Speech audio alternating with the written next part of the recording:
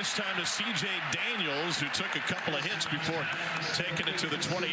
Danny Stutzman, the first of what will probably be many tackles tonight, and third and short now for LSU. Yeah, C.J. Daniels, a guy they want to get going. The former transfer from Liberty, especially in the red zone. He's a guy they want to look to, but getting him the ball in space, forcing, as you mentioned, Danny Stutzman and this really good defense to go sideline to sideline. They're so aggressive. You want to make them move lateral as much as possible. Oklahoma 15th in the country against the run, but 48th against the pass. And Stutzman comes into this one third in the SEC in tackles, sitting at the century mark right now. Samion Thomas motions and then comes back, and a whistle will blow it dead. It'll be a timeout. Before the snap, LSU takes their first timeout. Timeout taken by LSU on the first possession. It's a 30-second timeout. Looking at a third and short.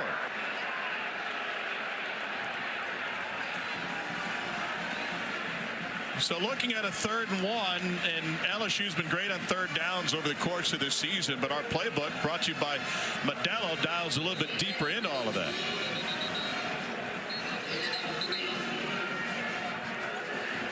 Oklahoma's defense, as coordinated by Zach Alley, has been sensational.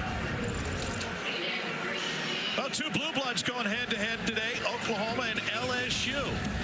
Owners of 11 national titles, 10 Heisman Trophy winners, including over the last 7. Pretty good, huh? Two really proud programs, and all these games we're seeing today have college football playoff implications and championship implications. This one just for pride of these two fan bases. Straight ahead, and enough for the first down. And that's really all you need out of this LSU run game, to pick up some of the dirty yards. Look, you're not going to go out and run for 200 yards on this Oklahoma defense with Danny Stutzman and Kip Lewis, Billy Bowman, some of the superstars on that side of the ball. But you need to keep them honest, and you need to be able to pick up 3rd and shorts like they did right there. You're going to raise it up or you're going to go on this. So we be on top of yours. Mason Taylor was a tight end in motion. Nussmeier chased backwards, and off his back foot floats it to the Oklahoma sideline. Cole, this is an LSU offensive line that has been inconsistent. When healthy, maybe the best in the country. They did not perform well a couple weeks ago against Florida, allowed 7 sacks. Now, had a new left guard in the game. Florida gave them a lot of different looks, forced them into some protections they're not normally comfortable with. But it's a group that I feel like has taken some unfair criticism for the majority of this year. Paul Mubenga has taken over at left guard. Garrett Dellinger out again. That was a huge hole against the Gators. Here's Kyron Lacey with the catch. Eli Bowen brings him down. Yeah, that offensive line had a good game last week, but before that against Florida, you mentioned Paul Mubenga, left guard filled in for Garrett Dellinger, really struggled. And that's where this Oklahoma team is sneaky good. Grayson Halton in there, Jaden Jackson, a couple guys on the interior that don't get enough credit that can really disrupt an offensive line in there. And certainly on the perimeter with R. Mason Thomas, number 32 on the edge. Nussmeier slings it just a hair wide and a little bit low for Anderson. And that'll bring on the punt team. Boy, that one just a miss by Garrett Nussmeier. Great play design from Joe Sloan, the offensive coordinator, getting Aaron Anderson, one of their best guys, one of their best ball-in-hand guys in space. And he just left that one a little short and a little too far out in front.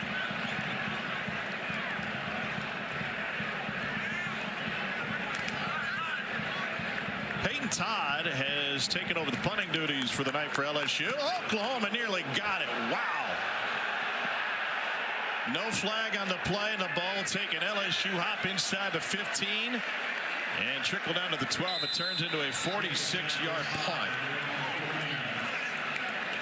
A punt by Todd, and that's where OU will take over. And an offense that's been reinvented since they made a change at the offensive coordinator position. And well, Jackson Arnold has taken full advantage of that. Not necessarily through his reputation through the air, but on the ground, especially against Bama, even though the passing numbers have improved dramatically over the last 4. Yeah, doing whatever this team needs him to do. It's really been a Jackson Arnold 2.0. Remember, the former 5-star and number 3 overall prospect started the first 4 games, benched for 3, new offensive coordinator, and he's done a little bit of everything. But last week it was 131 yards with his legs, and I expect to see a lot more of that against this LSU defense tonight.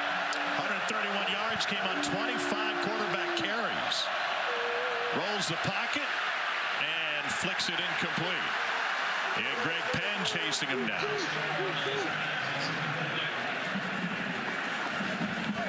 That's kind of going to be who this offense is, right? They're an RPO-based team, so if it's not coming out of his hand quickly, they want to move the pocket, use his legs, his athleticism that's pretty sneaky, and LSU has struggled with mobile quarterbacks so far this year.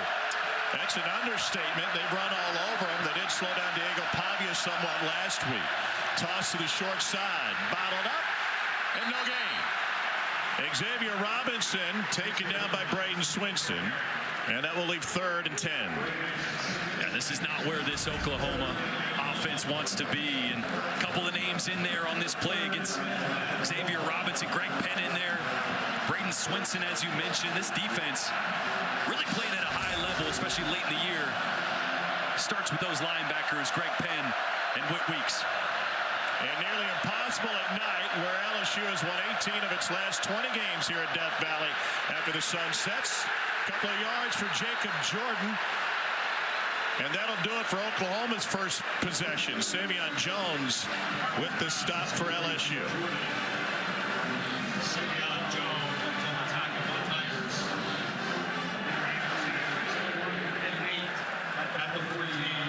Luke Elzinga on to punt it away for Oklahoma. And Xavier Thomas stands at his own 40 for LSU. Short, fair catch taken at the 46-yard line, a 40-yard punt. Two Blue Bloods going head-to-head. First ever meeting in Death Valley between Oklahoma and LSU. And the gunslinger, Garrett Nussmeier, another crack at it when we return. Our Black Friday deals first. LSU and Oklahoma from Tigers Stadium, an LSU program that has seen some ups and downs. That'd be an understatement over the course of this season, year 3, under head coach Brian Kelly. They lost their opener to USC. Then they won 6 in a row.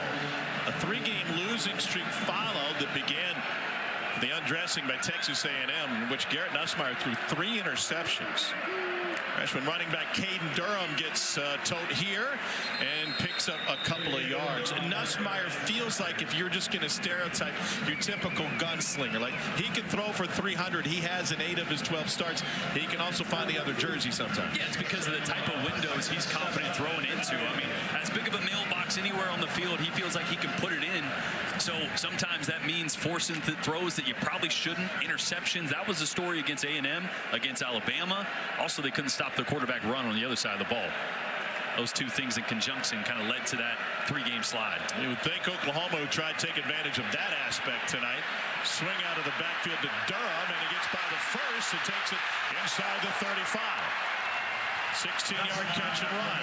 And this is the decision-making LSU fans want to see from Garrett Nussmeier tonight. This is a check down, right? He steps up in the pocket, nothing there. Flip your hips, get the ball to your running back. He did that 5 times last week, Tom. 4 of them resulted in first downs, and 4 of them resulted in gains of 13 yards or more. It was the patience of just getting to your check down last week that made the difference for Garrett Nussmeier, and already tonight a good decision. And I feel like that's complimentary football, opposite of the deep ball threat that he is with his arm strength.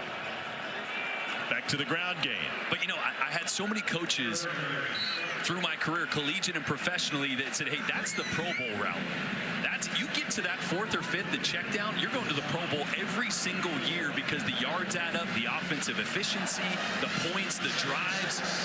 That little wrinkle is what sets quarterbacks apart at this level and the next level. That's why Georgia beat Georgia Tech the other night. Yeah. I mean, Carson Beck just kept finding that running back out of the backfield, checked it, and they pick up big chunks of yards. Just one major chunk of the college football chaos this weekend after 8 overtimes and Georgia surviving. Moments ago, Syracuse came from 21 down to knock off Miami. Nussmeier over the middle, and good hands, good catch. As Kamorian Pimpton, 6'6" tight end out of Fort Worth, Texas. Boy, watch Will Campbell, left tackle, right here. Look at this protection. This is a really good pass rush off the edge. from our Mason Thomas that he's just going to stonewall him. I mean, that second reaction, the strength there to stop the power rush and send him backwards and give Nussmeier just that extra second to step up and deliver that ball. That's why he's one of the best in the country and probably one of the first ones coming off the board next year in the NFL draft. Campbell has allowed 1 sack and 956 dropbacks. Yeah, that's pretty good. That will work. Here's Caden Durham. Cole, what makes Will Campbell so good in your eyes? I think first and foremost, physicality, mindset. He knows how to finish a play. He wants to dominate on every snap. And then the hand strength is something that really sticks out to me if you want to get super technical. When he gets engaged, his hands on a defender, they do not get away. And it is uncanny, the hand strength that he has. I was talking to LSU strength coach about it before the game. He's like, listen, he hand cleans 365. That's really the only measurement I have to give you. But yes, you're right. When we watch him, when we see him operate, it absolutely sticks out. Campbell's second team All-SEC as a freshman. He started from day 1 of fall camp when he came in. Looking to set up the screen. And Josh Williams eventually gets taken down. Trace Ford, another stop for Oklahoma. Asked him, when I talked to him this week, Tom, how long have you been an offensive lineman? He said, well, going into my freshman year, I never played offensive line. He said, put me on offensive line, said, guess what you're going to play? And he said, almost quit. Told my dad I didn't want to go back.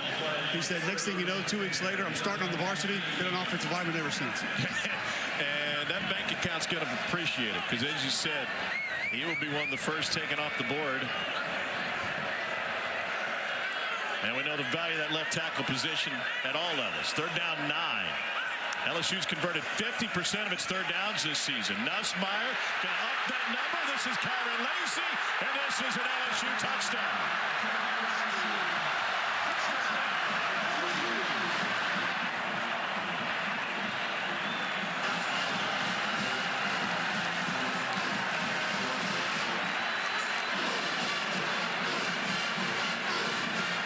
Touchdown of the season for Lacy.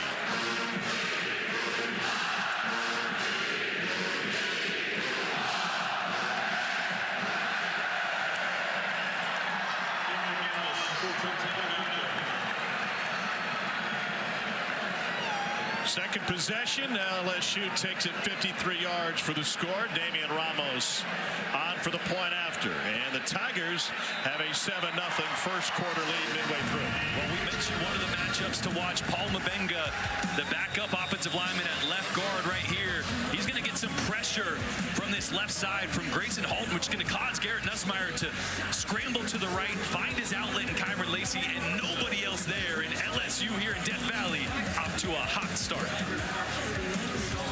LSU was on its way behind Joe Burrow and Ed Ogeron. A couple 1,000-yard receivers. And a slew of NFL stars on their way to another LSU national title. Opportunity for a return. Out to the 15. And to the 20. And another spin. And past the 25 to the 30-yard line. Oklahoma's going to have good field position when we return. But first to the studio, here's Matt Berry. Wow. Who's ready for Notre Dame, Ohio State for a playoff game opening weekend? Jackson Arnold with the shovel. Here it's Xavier Robinson. And he takes it past the 35-yard line. What a game for Jackson Arnold, turning to the ground game last week. We covered Oklahoma early in the season, and they said he's a good runner, but we can't risk him. And now it's getting to the point of the year, like, we need to lose. Yeah. Do whatever you need to win. And I love some of the wrinkles that Joe John Finley instituted last week against Alabama for this offensive run game as well. Here's Robinson, finds the sideline after the swing pass, and he's got a first down. Second possession for OU. That's a gain of 8. And Xavier Robinson has been such a bright spot. Didn't play at all the first 8 games. And then got his first career carry against Maine, got a few carries late against Missouri and showed some promise, and then absolutely exploded for over 100 yards against Alabama. The true freshman, when they needed it most, stepped up. Yeah, he had more carries in that single game against the Crimson Tide than he had all season coming in. Arnold again rolling to pass and now tucks it. Cole, given Jackson Arnold's success on the ground last week, you surprised we haven't seen quarterback run yet? I was actually just counting that, Tom. I think we're 7 plays in now and have not had a direct quarterback run with Jackson Arnold. And that's what they smoked Alabama with a week ago. You remove the pocket with him a little bit. He's got the option to tuck it and run, but it was those direct north-south runs that they had so much success with. Yes, I'm surprised, particularly with how athletic and aggressive the LSU edges are. See if that changes anytime soon. Couple of yards for Robinson. And I alluded to it, but this is an LSU defense that's really struggled against mobile quarterbacks all the way back to Lenora Sellers, but most recently Marcel Reed, and then, Jalen Milroe went for 185 yards and 4 touchdowns on the ground against this team. So if one of these next plays, it's not going to be this one, but if they pick up this first and we don't see a quarterback designed run, I wonder if Jackson's 100% healthy or if they're trying to take some hits off him. Yeah, add to that, Marcel Reed of A&M had 3 rushing touchdowns. On 3rd down, off the hand of Jacob Jordan out of his break. And Oklahoma will bring on the punt team just shy of midfield. Jordan, a freshman out of South Lake, Texas, having a great second half of the season. Yeah, it's just an option route with the defenders so far off. Jackson is expecting Jordan to come out of that break a little bit quicker. Don't really need to make a big move at the top of that route because he had about 5 yards of cushion. Jordan tried a little fake inside and then broke outside and just a half second off. They'll zing on to punt it away. Oklahoma had a big fake against Missouri in that back and forth game in Columbia, and Xavier Thomas immediately gets smothered and covered at the 9, a 44-yard punt.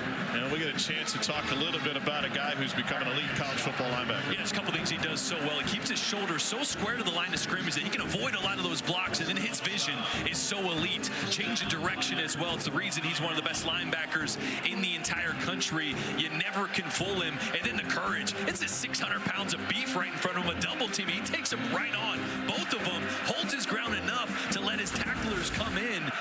Sometimes the best things he does don't show up in the stat column. Taking on blocks like that, turning defenders, or excuse me, runners back inside so his teammates can rally for the tackle. He's just so good. He had 19 tackles in that game against Missouri. Nussmeier pressured, flicks it out, got rid of it just in time to Josh Williams with the pocket collapsing. Danny Stutzman, top 10 in tackles in school history. He's a Butkus Award finalist. Sooners have already won that award a handful of times, and he is among Oklahoma elite, and that says something given the great linebackers they've had in Norman. And Brent Venables didn't talk about the physical attributes or the stats. He said the passion he has for this game is what makes him special. It's what sets him apart. Nussmeier took a shot after handing it off. Kip Lewis brings down Williams. This guy plays with his hair on fire. I mean, look at this. Just how quickly he reads and diagnoses and takes on Will Campbell right there again. He's not going to get anything in the stat column, but he held up there so the running back couldn't cut backside, and someone else got the tackle. Cole, the accoutrement, the neck roll, really helps him stand out, doesn't it? Well, I think if he were to need to get play calls from the moon or Jupiter, he's got the satellite dish already on his shoulder pad, so he's good to go. 3rd and short for LSU, and we're going to stoppage. You never know when those play calls are coming in from Jupiter. Hey, the way college football's going, I wouldn't doubt alien life forms have their role in some of the results we've seen, especially over the last 2 days. Back for a 3rd down in a moment. Eastern, and then Miami upset by Syracuse opened the door for Clemson to make it to the ACC championship game. They reviewed the spot. It's a 1st down for LSU after the review.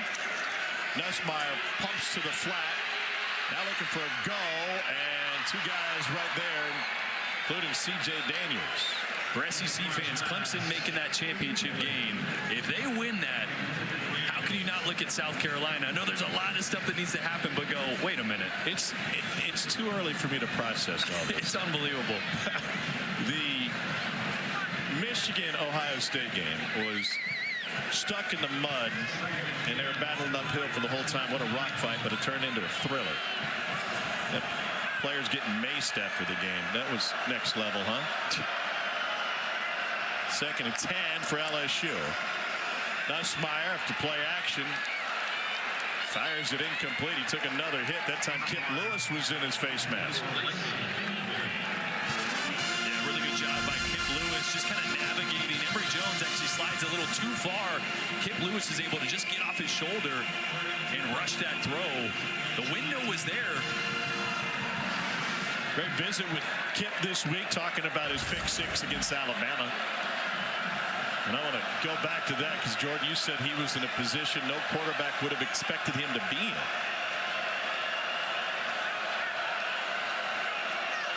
They're down 10 for LSU. Game's up front. Nussmeier lost the football and is scooped up by Oklahoma. Another defensive score. It belongs to R. Mason Thomas.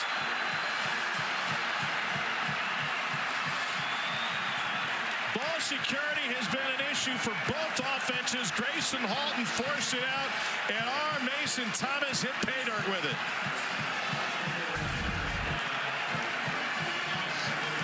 Boy, I think one of the most underrated defensive linemen in the country, Grayson Halton, just running right through center DJ Chester, and R. Mason Thomas there to clean it up.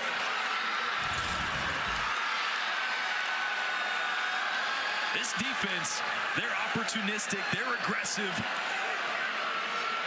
They anchored the upset last week against Bama and getting Oklahoma back into the game early here. Zach Schmidt for the point after. And Oklahoma has tied it up with a defensive score that is 3 consecutive games that the OU defense has put points on the board. And their 4th defensive touchdown overall this season. That's best in the SEC and tied for 3rd in the country.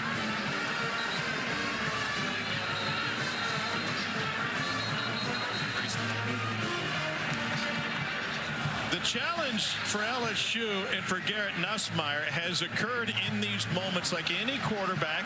We saw it from Jackson Dart a week ago when he threw picks late in the Florida loss by Ole Miss, is to get him right back mentally after making a mistake like that. Yeah, and he's kind of made like that. So some guys you really have to think about watching that play and focus on it and visualize. He's a gunslinger. We talked about it. This is kind of in his nature to flush that play and get back to it. I'm more concerned with this offensive line. We talked about so much how talented they are on the edges. Right now, the interior is giving up a lot of pressure. Anytime a quarterback's got pressure in his face, that's a recipe for disaster, as we saw on that last play. Aaron Anderson stays on his feet for a few more yards and takes it to the 21 with. Well, it's the frustration of this team when you come into a season with such lofty goals of making a playoff and making a run for a national championship, and you go on the 3-game skid that we just saw there. Wasn't sure what we were going to see last week against Vandy. Can you keep the motivation? Can you stay together as a team? There was a players-only meeting led by Nussmeier and Greg Penn and a couple other guys, including Will Campbell, and we saw a more inspired team-like performance last week, and that's what we need to see right here. How they respond against adversity is going to be important. And not the least of which, part of the bad month for LSU wasn't just the 3 losses, but they also lost the #1 recruit in the nation, Bryce Underwood, to Michigan. Here's Caden Durham. Stutzman in there to blow him up at the end. And that'll bring up 3rd and long. Talking to Brian Kelly, and he outlined the ways that losing out on Underwood could open up more spending and salary cap spending for the rest of the roster. But most importantly, directly, Garrett Nussmeier knows what his spot is should he choose to return for LSU next year. Yeah, what kind of pieces can they put around Garrett Nussmeier? I mean, this is an offense that's used to having a couple #1 or first-round draft picks on the outside. Last year, Malik Neighbors, Brian Thomas. They got a few Blitnikoffs sitting over there in the facility across the street. 3rd down 7. That's C.J. Daniels in motion. Nussmeier steps up, fires to the edge, and it's Mason Taylor. And he hauls it in for the catch. 15-yard gain for Taylor, gets up a little bit limpy. Boy, just mentioned how important the protection was. One guy's going to drop, one guy's going to come, but it's a great job picking up by Josh Williams, the running back, stepping in that A-gap, knocking back the linebacker to give that clean pocket for Garrett Nussmeier to step up into. And when he's got a clean pocket, there's not many guys that are better in the entire country. But as I mentioned, with Grayson Halton, Jaden Jackson, some of those guys inside, it's going to be a tough task to keep him clean tonight. Taylor, one of 8 semifinalists for the Mackey Award, is the nation's best tight end. Nussmeier has time. Checks down again, and an open field tackle takes down Josh Williams. So that's his 3rd check down already tonight. As I mentioned, had 5 last week for 64 yards. In talking to Zach Alley, the defensive coordinator for Oklahoma, he said, look, that's what we want him to do. And I know they had some success last week, but we want to take away the deep shots. We want to play top down, and we're such good tacklers. We have such faith in our 2nd level and 3rd level tacklers that we want them to check it down, and we'll rally and tackle in space, exactly what you saw right there. Different plan of attack for LSU than against Vanderbilt when they attacked in the perimeter, and they had the better athletes, and they won those time and again. On the ground, up to the 45-yard line is Josh Williams. Williams, 90-yard game and a couple of touchdowns against Vanderbilt. They didn't have much explosiveness in this run game, but he had 2 touchdown runs of 20 yards or better last week. He's just really tough to bring down. He's got 30 forced missed tackles on the year on just 95 He needs the carries. windshield wiper, though. His visor got dirty on the inside. Don't you have those on your Rolls Royce on the headlights? Oh, come on. My golf cart, maybe. Yeah. We're going to be finished with the first quarter. Oklahoma with another defensive score in the first ever trip for the Sooners at Tiger Stadium, and we are locked at 7 early. LSU in Oklahoma. We give thanks for Blue Bloods and college football. We roll on from Baton Rouge. He got out of the pocket, and they got a strip sack for touchdown. So we're playing well on defense. We're moving the ball on offense, and those are the things that have hurt us all year. And we just can't have them. Against a good football team, we got to come back here now and sustain this drive. Thanks, Coach. Michael, thanks. On 3rd down, Josh Williams may be a football short. And the marker says 4th and less than a yard for LSU. What do you like here on 4th and short? Well, analytics say you go. Josh Williams, tough to bring down. The first defender, I'd hand it off to him once again. And forward progress to midfield has the first down. It was interesting hearing Brian Kelly talk to Cole about sustaining drives, because when we talked to this LSU coaching staff leading into the Vanderbilt game, one of their complaints about the offense was we've had too many long drives. We need to be more explosive. We can't afford 12-play drives, and he goes down by R. Mason Thomas. The ball came out. It was pounced on by LSU, and Garrett Nussmeier is injured. He is holding his right shoulder. He got blasted by R. Mason Thomas. Timeout, an injured offensive player.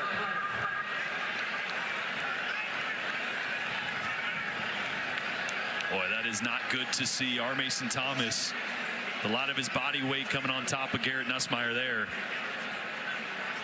Nussmeier in obvious pain, kicking his right leg up. That's one you can't avoid as a quarterback. You can't expect it to come that quickly, especially with Will Campbell over there protecting your blind side. But R. Mason Thomas is one of the best pass rushers in the entire SEC and got there so fast.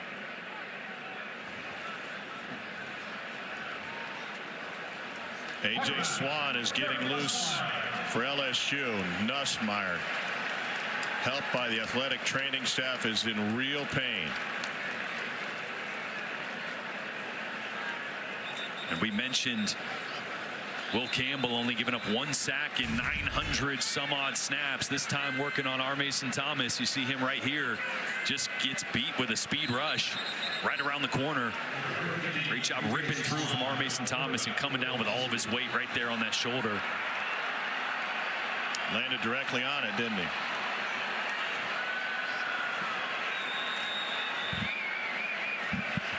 Well, Nussmeier has taken the vast majority of the snaps at quarterback for LSU this year. And they turn it over to the Vanderbilt transfer, Swan, who hands it off on 2nd and long. And Josh Williams stopped by Danny Stutzman. Well, I thought A.J. Swan, when he transferred to LSU, was one of the better decisions for him and a great decision for LSU, because you got a guy that had started quite a few games in the SEC, super talented, just wanted to change the scenery, wanted an opportunity. And he's getting his opportunity here. He's played quite a bit of football, so it's not a new young kid coming in. 12 starts over 2 years with Vanderbilt. Grew for 22 touchdowns over those 2 years. He was an Under Armour All-America performer at Cherokee High School outside of Atlanta, Georgia. Double pump before getting rid of it to C.J. Daniels, who takes it past midfield. And LSU will punt it away after the injury to Nussmeier. Well, this certainly changes a lot for LSU in terms of its attack, and you would figure that even though it's a tie game right now, it'll change how Oklahoma thinks about time of possession and how many points you need to win this game, because I feel like it just shrunk by 2 touchdowns. Yeah, it's always an arms race when you see Garrett Nussmeier on the other side of the field. You know you got to put up points. And not to diminish A.J. Swan at all, because I just kind of sung his praises and his experience, but it's not Garrett Nussmeier. And so I do think you kind of experience is just better for everyone. Visit loveevery.com. Well, this has a chance not just to impact this game, but a lot. Garrett Nussmeier taking a blindside hit from R. Mason Thomas. He was helped immediately to the training tent, and now the athletic training staff is taking Garrett Nussmeier back into the locker room, the north end of Tiger Stadium. Tied at 7, early second quarter in Baton Rouge. Gavin Sawchuk is in at running back now. And they go for a sweep. And Xavier Robinson, who came over from a slot, it's just past the line of scrimmage. Yeah, I really like how Joe John Finley has kind of morphed this offense into 21 personnel, which is 2 running backs, 1 tight end. They mix it in and out quite a bit, but he's just trying to get his best players on the field. And really, their strength with all these receivers that have been out all year, their top 5 been out most of the entire year, getting multiple running backs and Bauer Sharp in and out of the backfield on the field together has really been their best weapon this year. Andrell Anthony out tonight, Jaleel Farouk out, Deion Burks out with a concussion he suffered against Missouri. They have lost a lot of snaps at that wide receiver position. Xavier Robinson just shy of the 15 now. And there was a chance that Andrell Anthony was going to be back tonight, which would have been a big boost. And without him, you kind of just get back to the status quo. Jackson Arnold and OU offense wanted to show tempo. Now it's a check with the sideline. Remember, coach to player communication cuts off at the 15-second mark. It's tight end Bauer Sharp off to the right.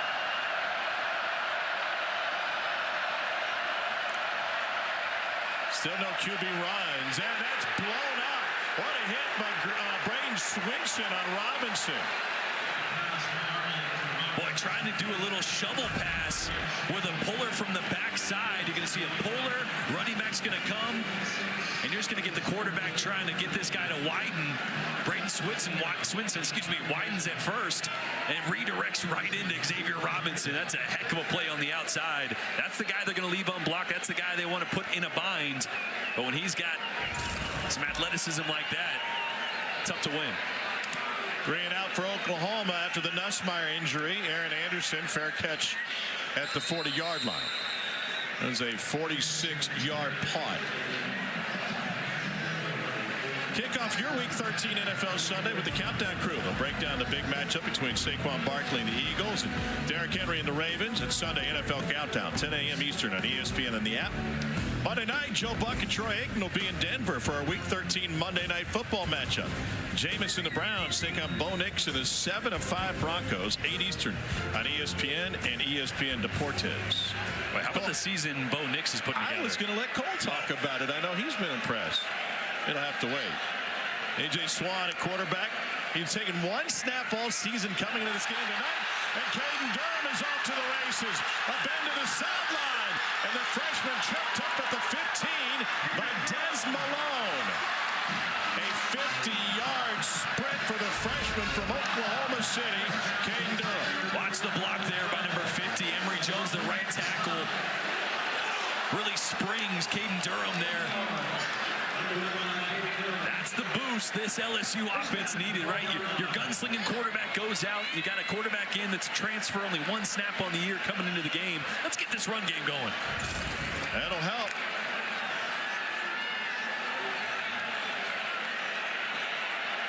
Two tight ends here. Swan directing traffic with Caden Durham next to him. And a timeout taken by LSU. Final charge timeout. LSU. Tigers have burned through all three in less than a quarter and a half. 30-second timeout. Well, Garrett Nussmeier injured on the previous possession, taking a blindside hit from Mason Thomas, and the dance call between a tackle and a rush end is something that has some nuance to it. There's a little bit of chicken and egg here. Well, it's all about setups. An offensive lineman can do it. The defensive lineman can do it. Usually, it's speed to power. Mason Thomas starts off with power, goes to the bull rush early. That sets up the speed rush. As Will Campbell obviously has to anchor just a little bit more to try to set up for that power rush. And then you see the speed to be able to get to the outside around one of the best LSU tackles we've seen in a long time. You're right. It's a cat and mouse game, Tom. It's playing chess. And Mason Thomas playing checkers early in this game. He is fourth in the country with a 15% pressure rate. Handoff, Durham. No game. Thought you wanted to play chess, not checkers. Just messing with you, Cole. Chicken or the egg? I can't play chess, so I'm going to go with the checker part of that. Okay. My brain power doesn't handle the chess. 2nd and 10, first down available inside the 1. You wonder how much the game plan changes, especially in critical areas down here like in the red zone, because Joe Sloan mentioned he wanted to target Mason Taylor down here in the red zone, CJ Daniels. See if that's still part of the plan with A.J. Swan in at quarterback. Well, they got big Trey'Nez Green at one slot and just over the head of Mason Taylor. Yeah, that leaves 3rd and 10. And that was part of the plan, right? That they liked their matchup against this really good Oklahoma defense, especially at that nickel Sam slot, that cheetah position sometimes, that extra safety. They like Mason Taylor. They like C.J. Daniels on that guy, so trying to attack it right there, and A.J. Swan just misses a little high. Joe Sloan was a quarterback coach for the Heisman Trophy winner last year, Jaden Daniels. First year as the offensive coordinator here at LSU. But you can already see a little bit of confusion with getting the signals, getting the play call in. And the clock is late. It's at 1. It's at 0. And a timeout asked for by Swan. Flanking at the same time. They're out of timeouts. Delay a game. Offense. 5-yard penalty. It is 3rd down. Well, A.J. Swan thrown into emergency action tonight with the injury to Garrett Nussmeier. And you mentioned the delay.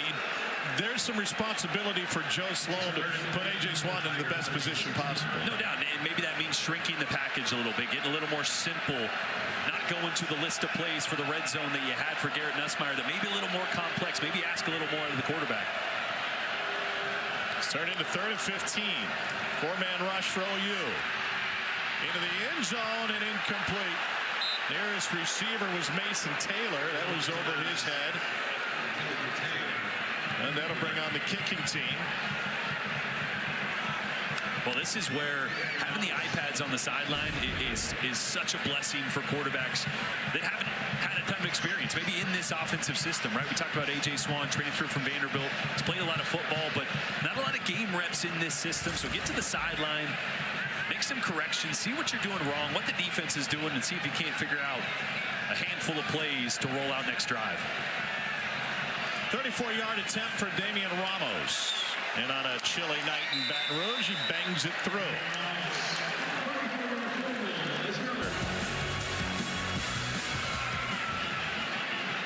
Let's get you to studios. We say good evening to Matt Perry.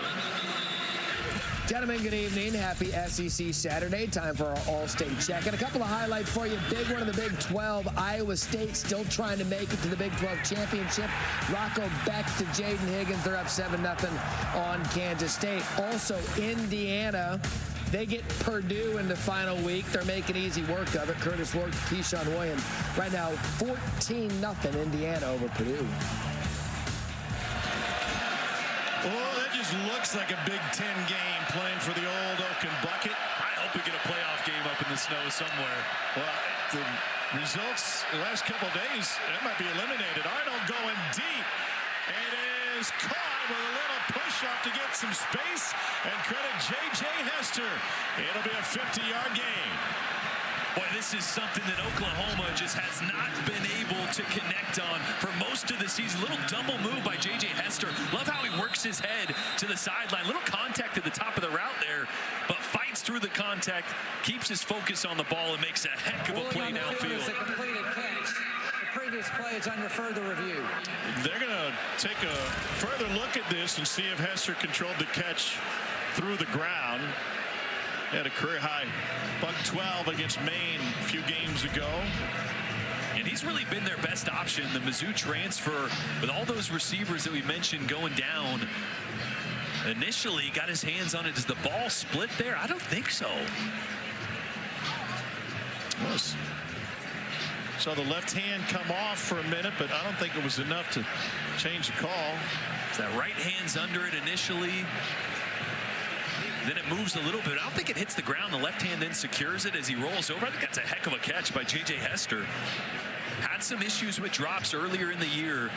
Remember talking to Jackson Arnold about that. He said, look, our confidence does not waver in him. The guy we've seen in practice is ready to step up and take the #1 wide receiver role here with all the injuries.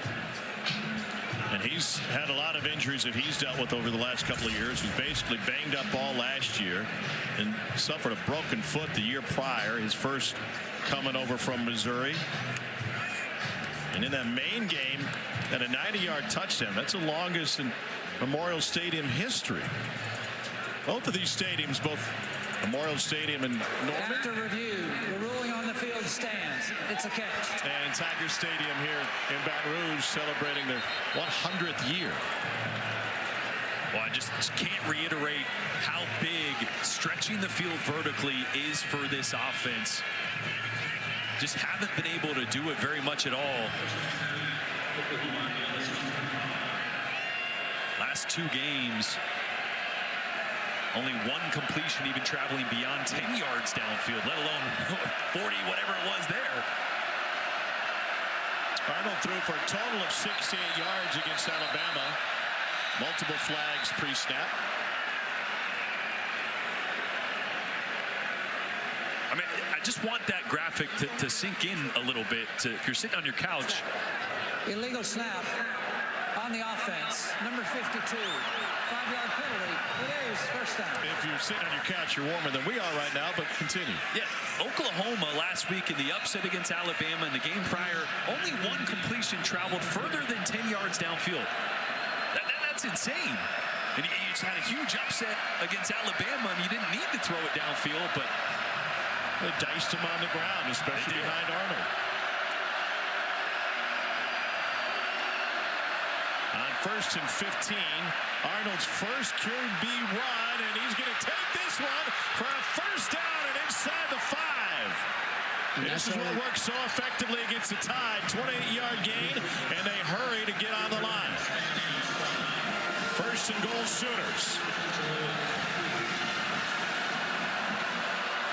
Robinson plunges in for the Oklahoma score. And the Sooners bounce back in front.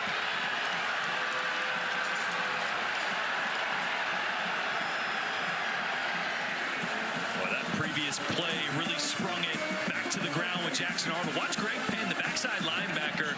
He's going to have 2 offensive linemen pulling towards him, but he's going to get his eyes caught in the backfield right here. Watch him get his eyes caught on Xavier Robinson right here, and he's going to work this way and get out of position. And Jackson Arnold goes back door. Cameraman got lost there as well. And Jackson almost lost it there at the goal line. What a heck of a play call. And another big run from Jackson Arnold. Zach Schmidt pounds through the point after. for Jackson Arnold, his 4th rushing touchdown of the season against Alabama. He tore up the tide on the ground, and he's able to set the stage for that touchdown run. Sooners with the lead. Just above field level. You ready for next week? No. Can't wait to find out who's going to be there, though. Texas A&M going on right now. Yeah, they're scoreless. Winner will go face Georgia. Aaron Anderson bursts free. Anderson trying to race down the sidelines. Got a convoy. Aaron Anderson will take it the distance. And LSU bounces back with a 100-yard kickoff return for the New Orleans product, Aaron Anderson.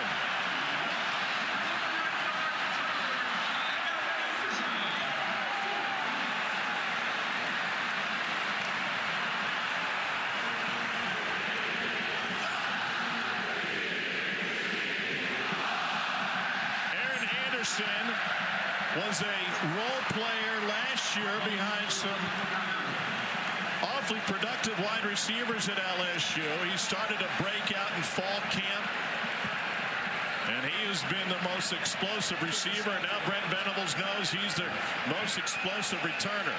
Point after is good, and LSU with a quick answer to bring Death Valley alive.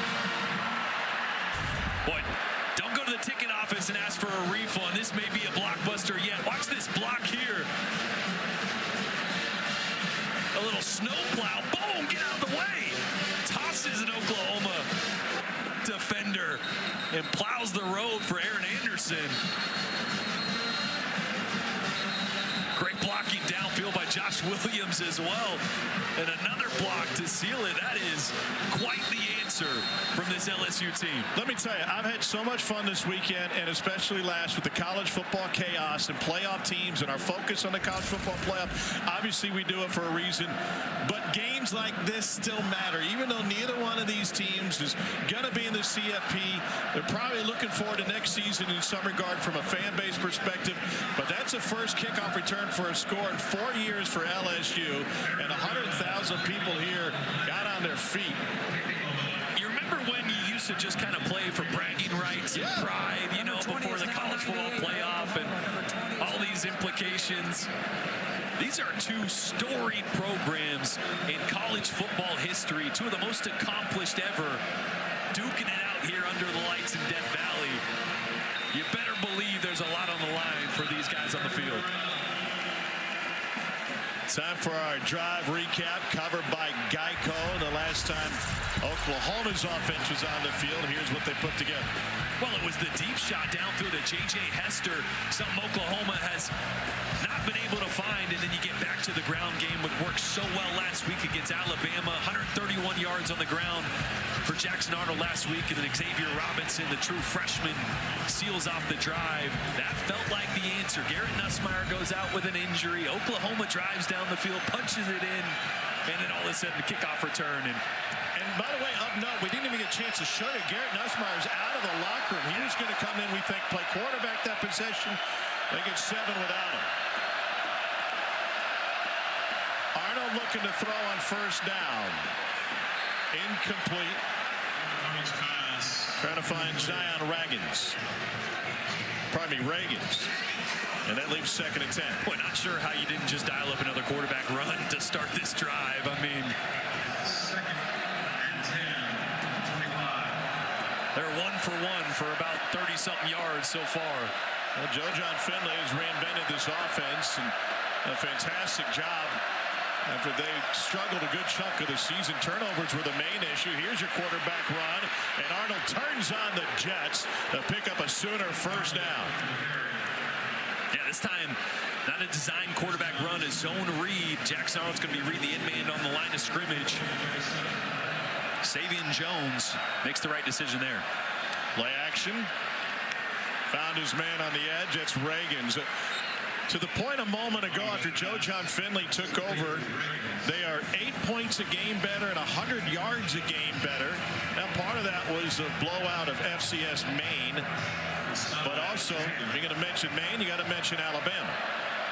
Yeah, I like what he's doing with the running backs and the quarterback runs, but I also love how he's kind of put the tempo and the fast pace back in this offense. 2nd and 2. Xavier Robinson picks it up. Sticking with that offensive continuity, keep in mind this offensive line has now been together for 3 consecutive games, and that includes a bye week.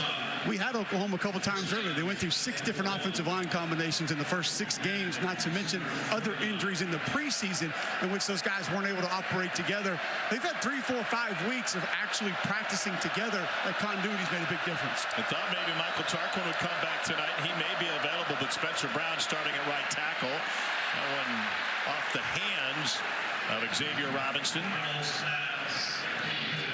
And that's 2 redshirt freshmen also, Tom. So those guys, they're not really familiar with college football the first month of the season.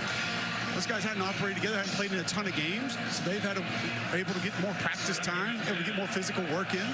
Makes a big difference when you've worked with the guy next to you for multiple games. Yeah, it was 8 different starting offensive line combinations over the first 9 games.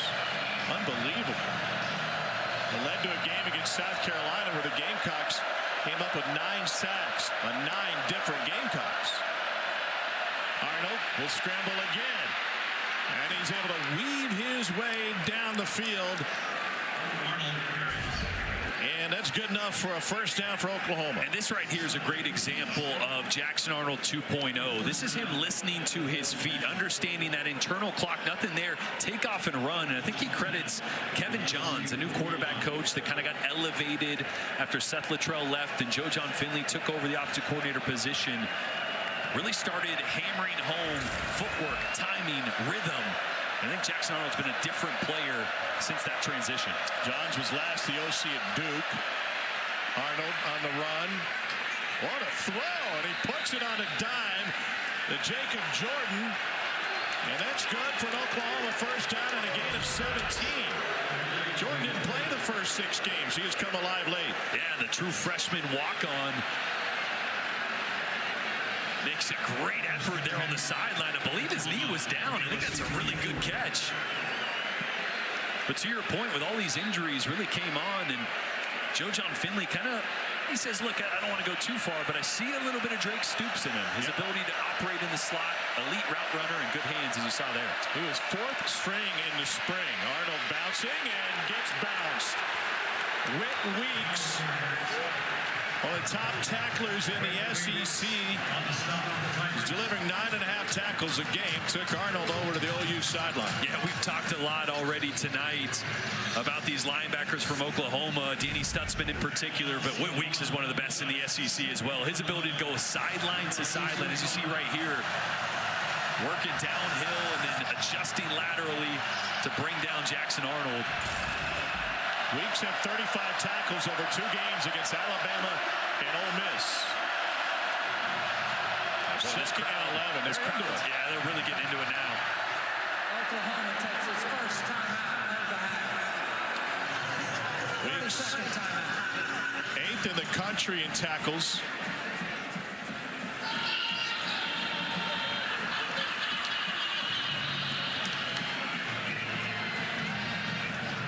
Brent Venables in Oklahoma with a 3rd consecutive game with a defensive score, and now they're trying to get the offense rolling. But before, let's get a quick word from Verbo. Defenses so far have been stingy, and that really showed in the... Look, if you want a house without a host, you should have booked a Verbo. Like I was saying, both teams have really good defenses, and it really showed in the second half. Saban to come out of his shell now that he's retired. I love those commercials. The one where he's in the hot tub. It's so good. 2nd and 11 for Jackson Arnold. What does the quarterback run game do to the rest of the offense? Well, it opens everything up. Those eyes of the second-level defenders, the linebackers, and the safeties start to peek in the backfield. That opens up some of those explosive plays downfield, as we saw earlier, to J.J. Hester. Arnold Chandler, Logan Howland, redshirt freshman left tackle. Gavin Sawchuk loses a yard. Sawchuk returned against Alabama after missing 4 games. It's been a rotation of about 4 different guys in the Oklahoma backfield.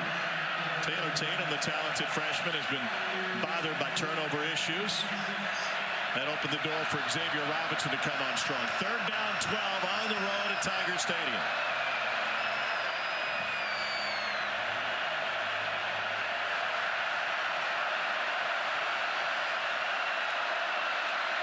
Quarterback draw. Arnold bottled up and dropped. Whit Weeks, first man there. Xavier Suggs helped him out. Javar Suggs right here is going to really stonewall Wee-Woo and give Arnold nowhere to go. Look at that. Doesn't give up an inch. That's supposed to hit right off that guard's hip there, as you see, trying to open up a hole, and Suggs just closed it quick. So Zach Schmidt on for a 44-yard attempt. It is chilly tonight, temperature in the upper 30s, but not much of a breeze to speak of.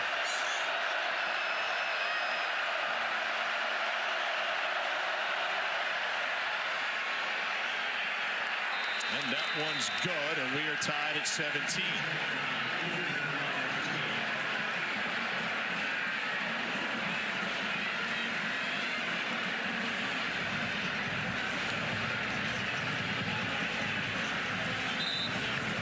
Oklahoma is coming off of a major upset against Alabama. Let's take a look back at how the Sooners pulled it off.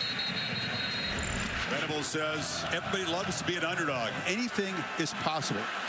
Xavier Robinson headed to the pylon. Dive! Touchdown, Oklahoma! They're starting to believe here. A stunner brewing in Norman. Pick 6! And that should be the dagger. Here comes a Sooner stampede. Oklahoma crushes Alabama. You never know in college football.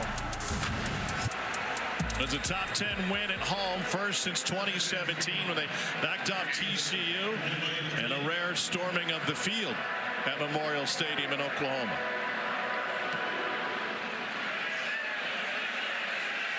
Chance for a return. He took the last one back 100. And a spin at the 20. And Aaron Anderson moving the entire pile out to the 33-yard line. He has given LSU a big lift, and Cole, it looks like Garrett Nussmeier is trying to do the same, back from what we thought was a major shoulder injury. It is confirmed from the LSU athletic department that it was a shoulder injury. Took him to the locker room for further evaluations, afraid there could have been further damage, but Nuss came back in, saw an exchange between he and Coach Kelly, said, I am expletive throwing the football. Well, no communication like direct communication.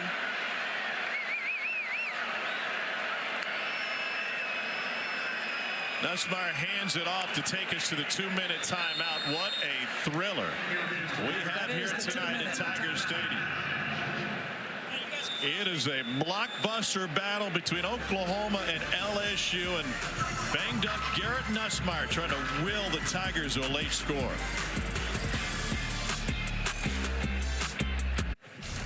I'm Matt Barry, coming up with the Mercedes-Benz halftime report. Got the Lone Star Showdown tonight in the great state of Texas between Texas and Texas A&M. Plus, Ohio State goes down fighting to Michigan. And gentlemen, you know this.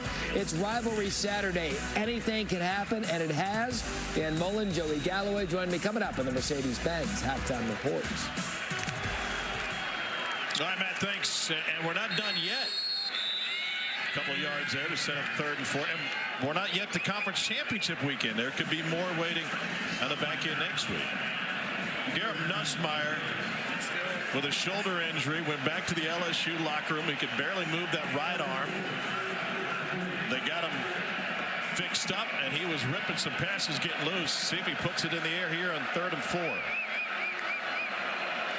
They bring pressure, and he finds his tight end, Mason Taylor, out of bounds after picking up the first. Boy, talking about another guy that's not quite 100%. Mason Taylor's been banged up.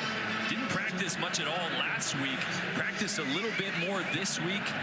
Not quite 100%. So, hey, man, Garrett Nussmeier toughing it out there.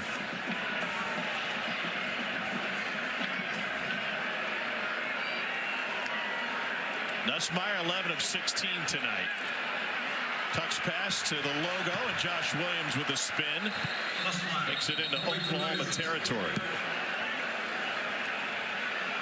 Don't want to be a complete broken record, but it is the 4th check down that Garrett Nussmeier has hit, and that one for 8 yards and puts him in a great position here on 2nd short.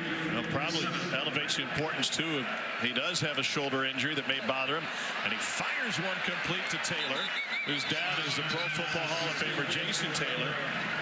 And we're under a minute. LSU, remember, out of timeouts. Used all 3 in the first quarter. 4-man rush for OU. Nussmeier going deep. It is caught. Chris Hilton. 40-yard strike. Somehow Garrett Nussmeier dropped it right in the basket. We've been wondering when this shot play was going to come. Targeting Chris Hilton, working on Eli Bowen, Oklahoma's best cornerback, but a cornerback that's only 5'9". So they like the jump ball there. Chris Hilton brings it down.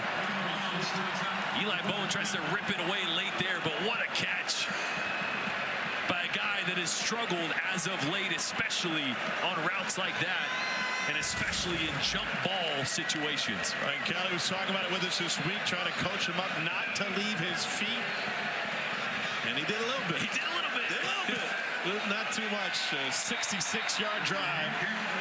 40 of them. Coming on the pass to Chris Hilton. I mean, the fact that Garrett Nussmeier just went to the injury tent, went to the locker room with what looked like a really bad shoulder injury on his throwing arm, and comes back and just rips it 45, 50 yards downfield to Chris Hilton. I mean, that's a 50-some-odd yard throw from the far hash, right on the money. And you mentioned it, Chris Hilton got a lot of flack from this coaching staff, and we saw the sideline antics and the coaching because of the opportunities he had where he left his feet when he didn't need to, or he jumped way too early, which resulted in incomplete deep shots that very well should have been completed. That time, right on the back hit, leaves his feet a little bit, but secures the catch when LSU needed it most right before half here for a big statement drive. Rocket-footed freshman Aaron Burrell will kick it off.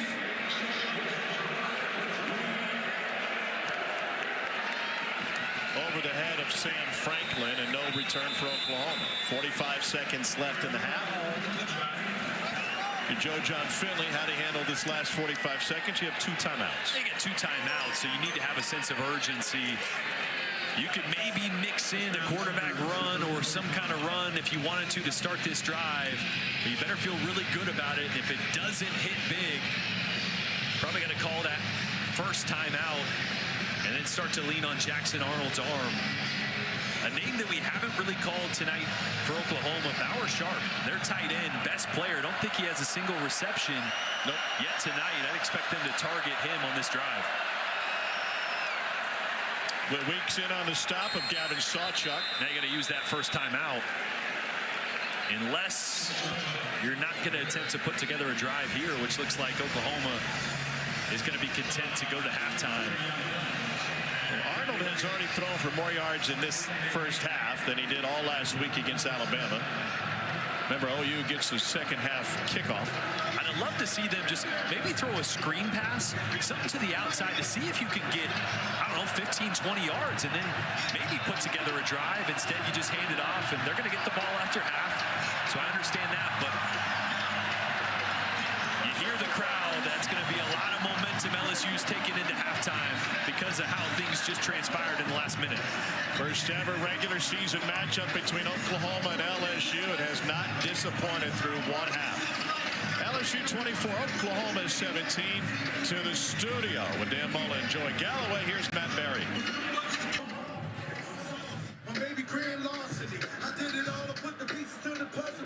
Coach Kelly, how do you even begin to describe Garrett Nussmeier going to the locker room, can't move his arm, no shoulder pads on.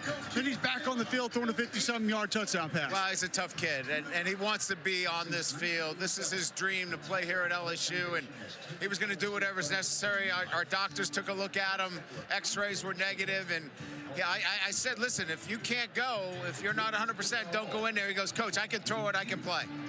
We actually reported what he actually said to you there in that exchange. That's okay.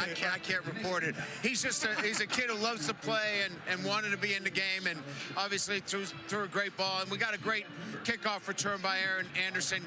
Got the momentum. We haven't got those big plays all year. It was good to get some momentum going into halftime. Thank you, Coach. Thank you.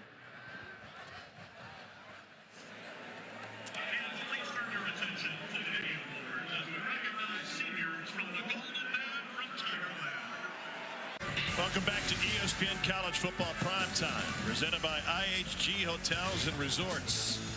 From Tiger Stadium in Baton Rouge, Louisiana, you're watching the SEC on ESPN. First ever trip for the Sooners here to Death Valley in a battle of quarterbacks. Jackson Arnold's been running the ball well. Garrett Nussmeier back from injury.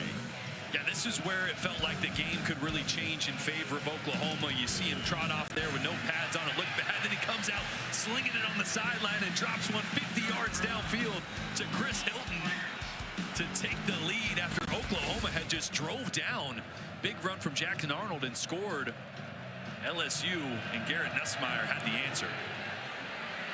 No return here for Oklahoma. It's a 24-17 game as we start the third quarter. Tom Hart with Jordan Rogers, Cole Kublik down on the field. How about the play of Jackson Arnold here late in the season? He ran the ball so well last week against Bama. Yeah, and he's really been everything for Oklahoma tonight as well. Just 18 rushing yards outside of Jackson Arnold's legs. They need to get something going on the ground that doesn't involve him. Xavier Robinson needs to get going because everything in this offense is predicated on running the football, RPOs, and play action off that. From the defense, meanwhile, LSU had a kick return for a score. We've seen a little bit of everything so far tonight. Nearly a busted play. Xavier Robinson fights for a yard. Cole caught up with Brent Venables. Cole, what'd you learn? Asked him about the offensive success late in the first half. He said, we've got to keep those quarterback runs going, stay in a rhythm offensively. He said he loves what he's seen defensively other than giving up explosive plays. Have to find ways to limit those in the second half if Oklahoma's going to find a way to get a win.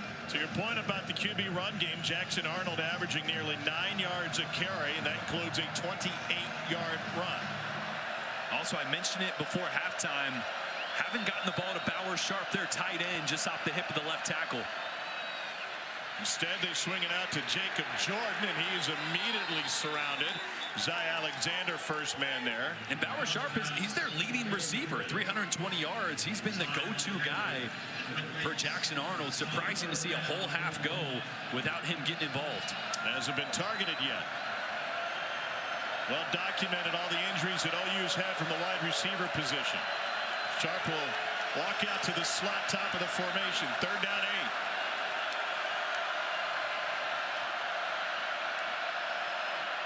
8. 5-man rush. Arnold gets out of there.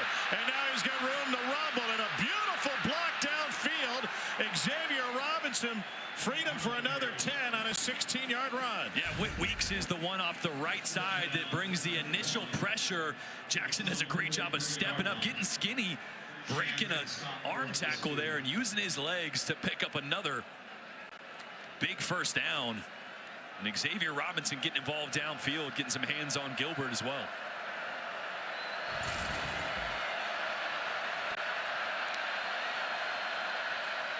Robinson tries to cut it back upfield, but the edge set by Greg Penn, senior out of DeMatha, the Baltimore product. Trying to fill in. Remember, this is an LSU team that had All-American Harold Perkins lost for the year early in the season. Penn in the first game without Perkins went for a career-high 14 tackles. In the contest against South Alabama, that feels like a season ago. Perkins was injured 3rd week of the year against UCLA. On 2nd and 11. Arnold has it, trying to outrun Swinson, who escorts him out of bounds. You know, we talked with this Oklahoma coaching staff after Jackson Arnold was benched, and they said one of the things that's impressed us is he has just gone about his business the same as if he were a starter. And Brent Venables had a long chat with him after that. And that preparation helped him when he regained the starting job. Sooners 1 for 5 on third down tonight.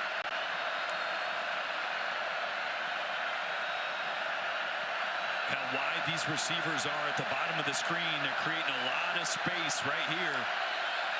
Oklahoma called the timeout for the snap. Not only were they spread out wide, but they're trying to shift and get guys moved around. A little too much traffic. Sooners use an early timeout prior to 3rd and 8. Back in a moment.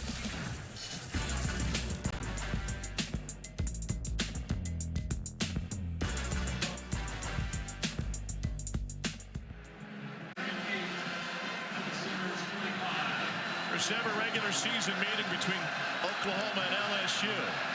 And a 3rd down coming up for OU. Jackson Arnold's been the main cog in their run game the last 2 games, but even so tonight. Averaging nearly 9 yards a carry. And LSU's going to stack the line. Got a spy on Arnold.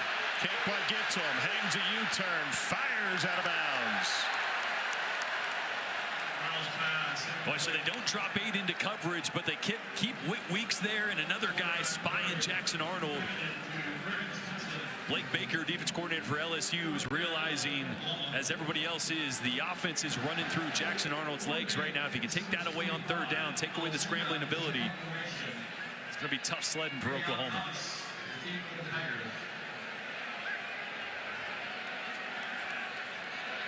Luke Ozinga, top 10 in the nation in average yards per punt. Gets it away clean. And a fair catch taken at the 12-yard line. Moments ago, Cole Kublik caught up with LSU head coach Brian Kelly.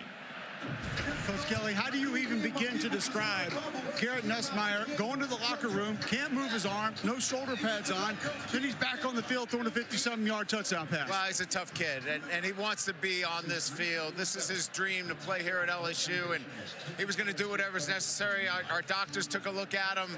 X-rays were negative, and yeah, I said, listen, if you can't go, if you're not 100%, don't go in there. He goes, Coach, I can throw it, I can play.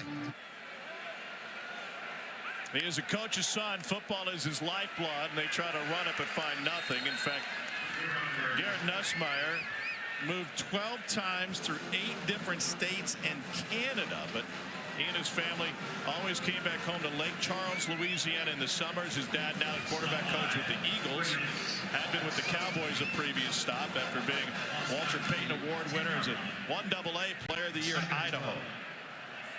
2nd down 12.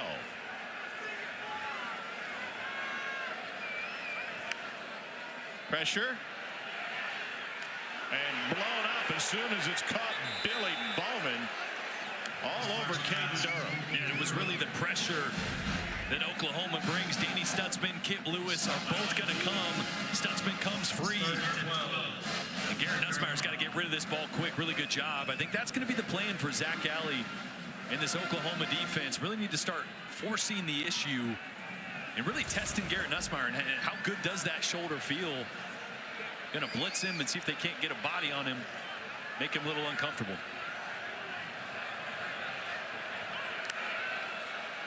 Swing out to Durham with a wide receiver screen. Good blocking from Taylor. And Durham takes it for an LSU first down. 14-yard pickup. Did they simply win the numbers game on that one? Yeah, they did. They went a little bit of tempo, so they got 4 guys to one side. Danny Stutzman trying to adjust somebody late. The numbers, it was 4-on-3.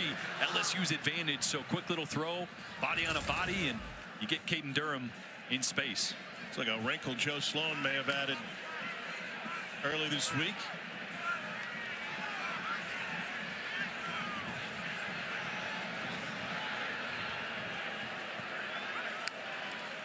First down, LSU runs it behind Josh Williams. And LSU staying ahead of the pace. This is an Oklahoma defense that came in 15th in the country against the run. and top 20 defense overall. Danny Stutzman, a company, do a lot of things well, not the least of which is causing havoc and getting takeaways. 3 straight games with a defensive touchdown for the Sooners.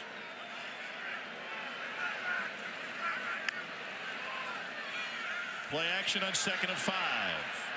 Out of the backfield, Williams taken down by the first man and had nowhere to go. Robert Spears Jennings, junior out of Broken Arrow High School in Oklahoma. Garrett Nussmeier limping a little bit after that play as well. Got knocked up back just a little bit. And I think he was kind of limping around before that snap too. It almost looked like he was tapping his feet to stay warm, but he is obviously well less than 100%. Remember, R. Mason Thomas was the one that put that big hit on Garrett Nussmeier. He's at the top right here working on Will Campbell once again. Face forward at the other end. They almost got to him with 4. Now Nussmeier to run, and he dives forward.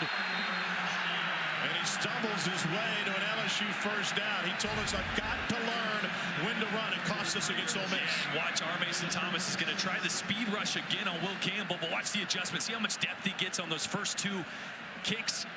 And a great job by Garrett Nussmeier. We've been talking about the checkdowns, but Joe Sloan mentioned because Oklahoma is a match zone team versus last week, Vanderbilt's a traditional zone team where they spot drop, they get to a spot, and they keep eyes on the quarterback. A match zone team, they're going to follow receivers, and it almost ends up being man coverage. So sometimes the best option is for the quarterback to take off and run, which he did right there for a good pickup. He is not feeling great. Neither is Grayson Halton. He's the injured Sooner. Nearly midway through, who was with the Eagles, a former LSU lineman, and Goober Morse, who was a fan closely associated with the athletic department, were both spying on Oklahoma. I think if you get in a situation where Piggy and Goober are spying on you, I think you don't really worry about it. Just let it pass. Yeah, just, hey, whatever you guys think you got, good luck. There's a lot of things in society that have gotten better in the last 70 years. Nicknames are not one of them. No, we need more Goobers and Piggies. We have a delay in the field right now. There's an injured official in the trainer's tent on the LSU sideline right now. Well, let's give him that Garrett Nussmeier treatment in there. He'll be back in no time. I mean, it was pretty amazing. The Garrett Nussmeier looked like something may have been a separated shoulder to come back in your throwing shoulder and then uncork a 40-yard pass. I did hear Brian Kelly tell the LSU radio crews that it was a clavicle, and they were concerned about further damage. He had an x-rayed, and he was cleared after having those x-rays. Yeah, I mean, I was really worried seeing it initially that it was a broken clavicle. I mean, I didn't want to say it, but that's what you think when you fall with somebody on top of you like that. So glad all the x-rays came back negative, and glad he's out there fighting through a little bit of pain. So here's the change with the officials. Matt Leffler has been our referee throughout this game. He's in the tent. And so Jason MacArthur, the center judge, will take over as the referee and assume the white hat. So they're playing a man down. How many second string reps do you think he got in practice this week? Well, I had a great visit with him before the game, and he was really excited about this contest. Jason's great. He's worked plenty of these games. We know him well. But do you think they just share the same hat, or do you think he's got a white hat in his bag? No, he's got to have his own. Nussmeier slings it to the perimeter. Kyron Lacey with a burst. And that's a first down for LSU on a pickup of 17. So these officials, by the way, go one less and change the mechanics a little bit. They'll only be the referee in the backfield. But otherwise, something that they train for and are well accustomed to. 1st and 10. LSU with a 7-point lead past the midway point of the third quarter.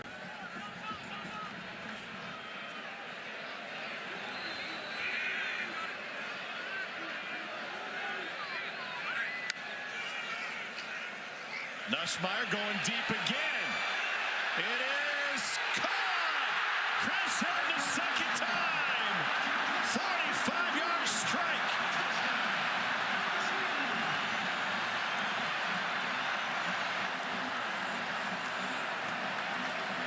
What a performance by Garrett Nussmeier.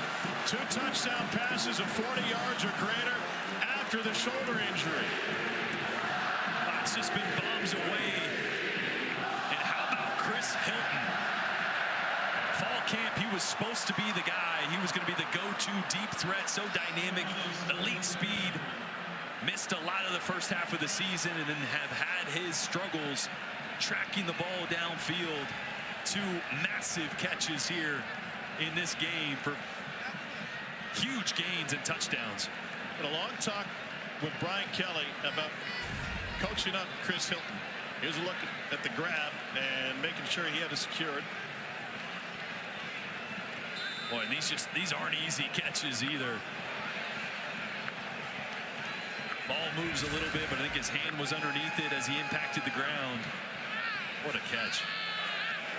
Damian Ramos with the point after that heated exchange between Brian Kelly and Chris Hilton.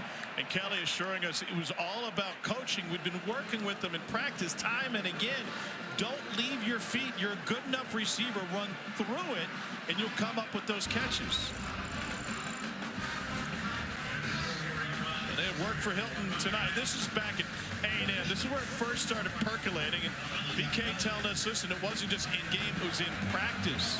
And we tried to hammer that home to him, and then it bubbled over the top in the Florida game. And Brian Kelly getting his attention. And the point is, it may look like one thing at home, but this is night for Chris Hilton Jr. It's great to see. He's had to fight through injuries throughout his career as a Tiger. It's the 4th game of 3 touchdown passes or more for Garrett Nussmeier this year. And now Oklahoma facing a healthy deficit.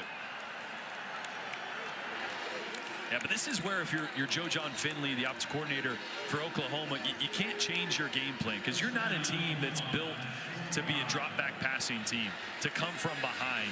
So you got to look at that scoreboard and go, hey, we can't get all 14 points back in the next 5 or 6 minutes. We need to chip away, put some longer drives together, get some momentum, get back to the ground game, and see if you can't cut this lead before the 4th quarter. Arnold on the run, delivers on time, and a turn upfield by Jacob Jordan, who is offensive coordinator. Joe John Finley refers to as Frosty. Said he showed up and was impressed by his frosted tips. I had frosted tips back in the day. Leffler is on the sideline.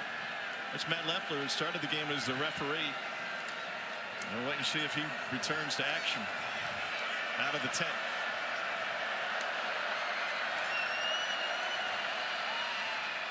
Xavier Robinson, why'd you go away from the frosted tips? Well, you know, it was big, and in high school the boy bands were going, and I was like, let's just bleach my hair and see what happens. Strike me as a puka shell kind of guy. Oh, I had the puka shells rocking as well. I was also about 5'2", so it was just not a good look all the way around. You know, I'm glad I shaved the head quickly after. You've grown into your hair nicely. 2nd and 7. Jackson Arnold was a Gatorade National Football Player of the Year. Coming out of high school, #1 dual threat quarterback. Pressure, got rid of it. Robinson will set up a 3rd and about 4. And Jackson Arnold acclimating well to pressure in the pocket. A lot of traffic around. Yeah, the ball's just coming out of his hands quickly. You're going to see the pressure come from the left side. Logan Howland working on Savion Jones. Jones almost gets there, but that clock in Jackson Arnold's head has been moving faster since he got sat down on the bench for 3 weeks. I think he's really focused on his preparation, mental preparation, knowing his answers and where to get the ball out of his hands as quickly as possible.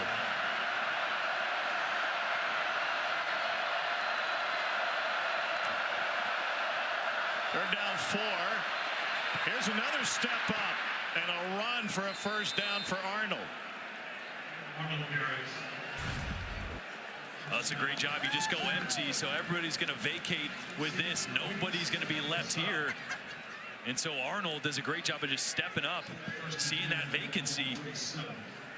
And that was the thing he told us, because we had him a few weeks ago when he really just got back into the lineup. He said, I'm going 1 to 2, and if it's not there, I'm running. And through that, he's protecting the football, and obviously his legs and the run game improving as well. The throw on 1st down. Nope, he's going to run it again. And part of that, I'm sure, frustration at the outset about being benched kind of flipped and did a 180 when he came back. He told us, he said, I'm just trying to be the best version of myself every day, but I see the game better. And at this point, I feel like I got nothing to lose. So weight off my shoulders. I can just go out and have fun. And no doubt that Bama game was a lot of fun. No doubt. Yeah, I mean, it was kind of redemption for him in a way, I think, for the roller coaster ride that's been this season, the accolades that he came to this program with. Gavin Sawchuk finds a gap. The expectations. I mean, we did the bowl game at the end of the year, and although it didn't turn out the way they wanted to, there was a lot of promise and hope around Jackson Arnold, what this offense could be, and it didn't live up to the expectations early, but we're starting to see a much better version of this offense and Jackson Arnold at the close of the season. This will be the 7th play of the drive that follows. It was the 3rd touchdown pass of the night from Garrett Nussmeier. LSU brings 4, and there's the first catch of the game for Bauer Sharp.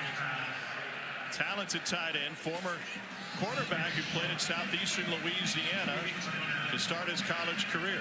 And that's the matchup they won. They had a one-on-one with Whit Weeks, and as talented as Whit Weeks is, he's much better downhill going after the run than he is in space and coverage. Not that he's bad, but that was right where Jackson Arnold looked. And the matchup they've been looking for.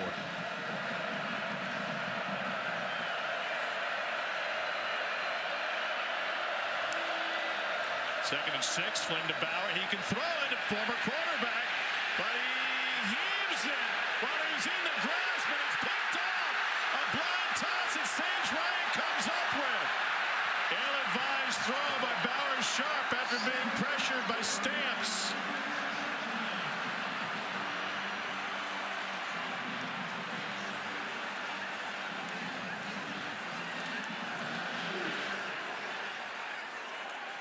Boy, just going for a trick play. The offensive line is going to, the entire offensive line downfield. Number 52 offense. Penalties decline. First down. Is going to fake cut block. They're all going to drop to their bellies as Jackson Arnold flips this to the outside, trying to set up the throwback. Watch this whole group is going to drop to their belly. Arnold's going to leap back this way, but watch Braden Swinson right here. Watch him sniff that out. And as Bauer Sharp turns to throw it back, Swinson's there and just makes a critical mistake.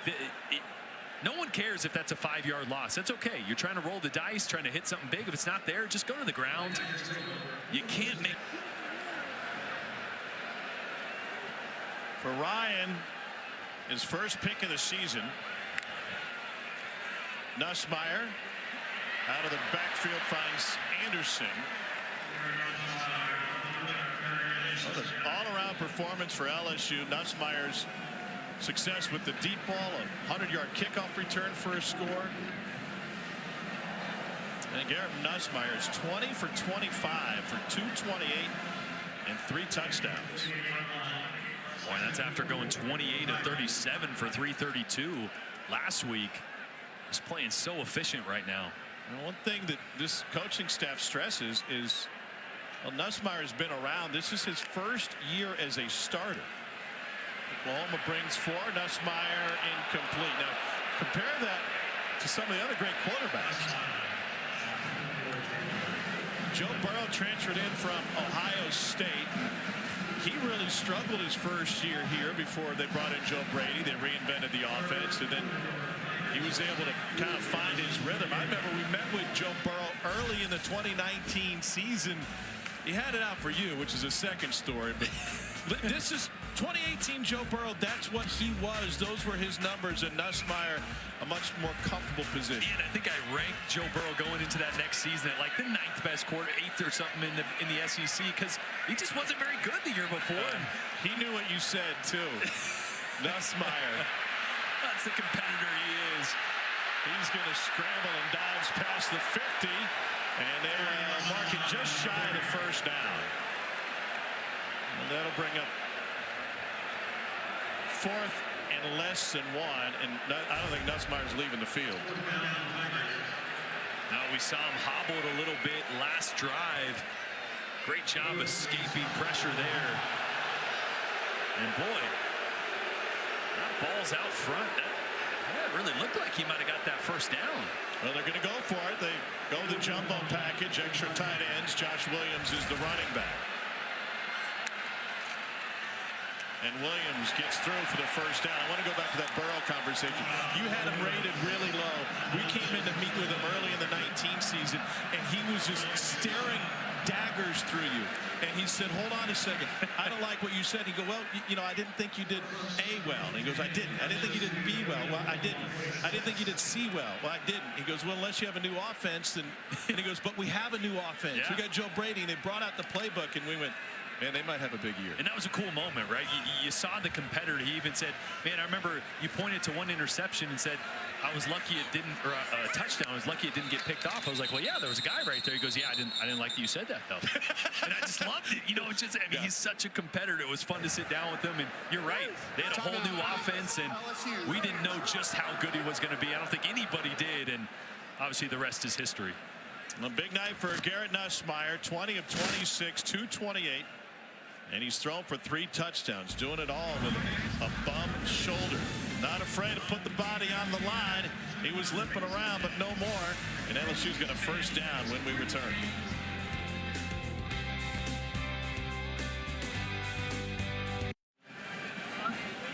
And there's a Taco Bell Live Más student section.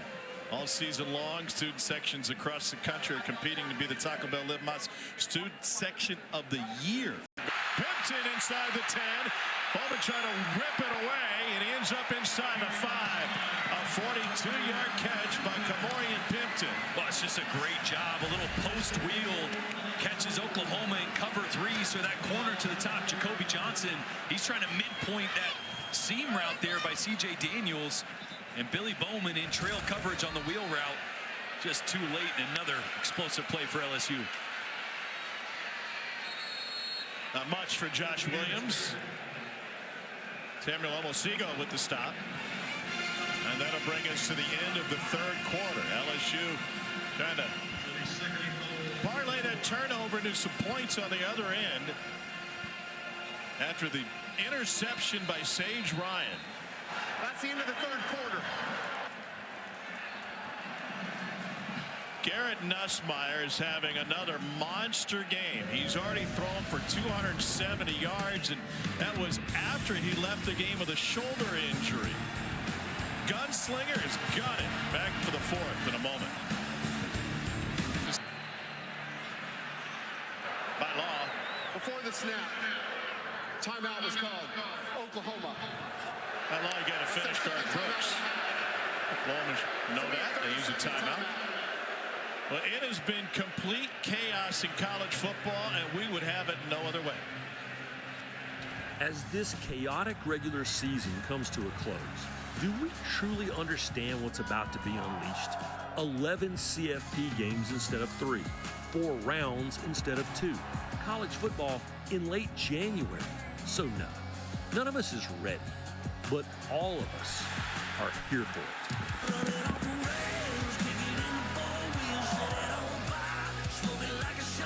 College football playoff upsets galore throughout the entire weekend and over the course of this entire season. Tom and Jordan Cole, I'm not sure how you make sense of it before Tuesday, but we got to figure it out. Cole, what's your headliner so far to this point? Just the chaos that there is, and only one team really has survived, and that's been Oregon. Everybody else has some sort of a blemish, some serious question marks, but Oregon's been tested. They've been undefeated. I think the one team that you don't have a lot of dings on.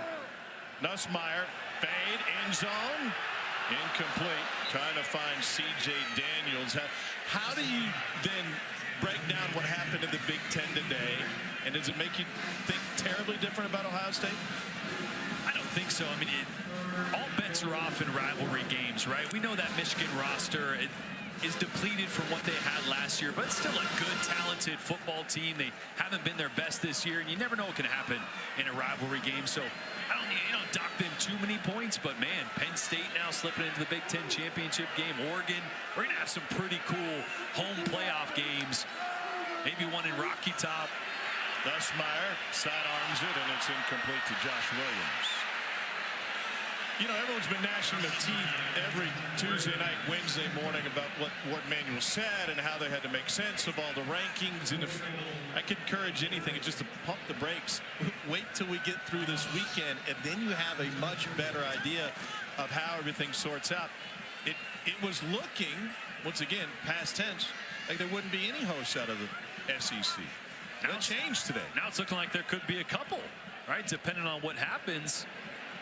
Texas with the lead on Texas A&M, looking like they're going to have a chance to go to the SEC championship and play Georgia. The loser of that game would most likely probably host one of those first-round playoff games. 22-yard field goal from Damian Ramos. Let's look at this week's college football playoff rankings coming into the week. Rather than kind of losing by 10 or 2 touchdowns, you know, in a different non-rivalry game, I think that matters. Yeah, and it's not, to your point about the context, it's not that those games should matter. Every game result, every data point that you put up over the course of the season should be weighed. This one's a half swing and punched all the way through the back of the end zone. So let's give you a resume comparison for some of these teams you could consider to be bubble teams. Miami, best wins on the road at Louisville. Same for SMU. So Miami now a 2-loss team. Bama and South Carolina 3-loss teams. You could also throw Ole Miss up there. What a huge win for South Carolina on the road at Clemson today. And this is where context of how you're playing at what point in the season matters. It continues to get stronger, winning today against Clemson, a team that the committee is thought highly of and has played well in the back half of this season as well. And you saw that Miami and SMU don't have a single win against a top 25 team. Yeah. Oklahoma trying to go tempo here, down 17. Cole, how do you view and try to sort out these teams that are on the back end, especially the 3-loss teams? They're going to get to Arnold and take them down. That'll be a loss of 3. Dominic McKinley, the freshman, with the sack for LSU. I think the aspect that Jordan just brought up of who's hot now, I realize it's a body of work, but it's a long season, and the 12 best teams are what we want to see in. Why would you not want the best teams right now? South Carolina would have to qualify. Arizona State would have to qualify. SMU's been hot as of late. I think those teams do deserve a little bit of extra credit for how they're playing the last month of the season. South Carolina is one of 3-loss SEC teams. What they lost that are in consideration, they lost to the other 2, Alabama and Ole Miss. Pressure coming, and Arnold can't escape. LSU brought the house, and Devon Keys ends up with a 2nd consecutive sack for the Tigers. Look at this pressure that Blake Baker dials up. Watch Whit Weeks and the other linebacker right here. Look at these 2 guys lined up. They're like 5 yards off the ball in sprinter stances, Devon Keys and Whit Weeks, and they just attack the line of scrimmage. A big stun up front. That's wild. They bail right as they get to the line of scrimmage. Yeah. It's going out wide. With those penetrators coming inside. And Keys ends up wrapping around and bringing Jackson Arnold down. Ball checks up at the 45. I don't think I've ever seen 2 guys in sprinter stances 6 yards off the ball. I know, but hey, we've seen the Maryland eye blitz from Blake Baker this year, so who knows what else he's going to throw out next. 17-point lead for Garrett Nussmeier at LSU. Back to Tiger Stadium in a moment. On the mountaintop, national champion. ESPN, home of the There, Nussmeier trying to stay warm. Just throw a deep ball. That'll warm you up. Danny Stutzman in on the stop for Oklahoma. Stutzman came into this game 9th in Oklahoma history in tackles. And if you look at the names that are in front of him, it's awfully impressive. He's got 9 tackles tonight. In on 1 for a loss. He was first team All Big 12 last year. And there's some question as whether or not he would go off to the NFL, but decided before bowl practice that he would return for another go at it in Norman. 2nd and 8. Pressure on Nussmeier. And somehow he escapes. There's a flag down, likely holding, and he throws it away. We were having Zoom calls with the Oklahoma players this week, including Kip Lewis, and Danny just happened to be in the room when we were doing the calls. Kip mentioned it, and so a last-second request. We said, hey, Danny, can you jump on? Holding. Offense number 29. 10-yard penalty from the previous spot. Still second down. That's a running back, Kane Durham. And Cole, he didn't hesitate, and he turned the iPad around and showed you exactly what he was breaking down when you asked some specifics about the Bama game. Yeah, there was one specific play where they got a stop down near the goal line against Alabama. Wanted to ask about, I know what you're talking about. And gave us the call, told us what the pressure was on the call, and just a guy you can tell he just loves to grind on film. He was just in there watching film while everybody else is doing their media work. Yeah, and Brent Venables talked to us about that. Brian Kelly called him incredibly instinctual, and Venables, without knowing that, here's a run to the outside by Durham before getting forced out of bounds. Venables was talking about it as like, well, he's learned how to watch film, and in the end, well, pretty good comp to one of the best ever to do it. Just 3 behind him, and the tackles for loss. Boz through 36 games at 413 tackles. And Boz, obviously a 2-time Butt Kiss Award winner. There's only been 3 guys in Oklahoma history to win that award. Hasn't been one in the last. Mubanga is banged up for LSU. They've already had to rotate through at left guard with Garrett Dellinger hurt. Now Mubanga, the freshman from Buford, Georgia. Offense number 65. 5-yard penalty. It's still third down. Athletic training staff will tend to Mubanga. Will be back in Baton Rouge in just a moment.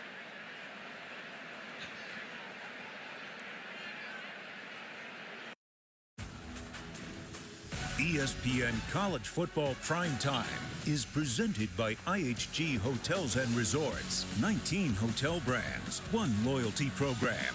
Download the app. And in part by Mercedes-Benz. Well, that was a loaded LSU team that won the national title against Oklahoma. You saw Nick Saban lifting the crystal ball. And on the way to a national title 19, we got flags and whistles. False start. Offense number 79. 5-yard penalty. Still third down. Back-to-back false starts. Yeah, this time DJ Chester, the center. That usually shouldn't happen. You know, you're the one snapping it. Well, you got a motion timing up, and there's Tyree Adams, who was filling in for Mubanga as he ran off there. Quick work for Adams. Yeah, he count as a snap. Leaves LSU with a 3rd and 13.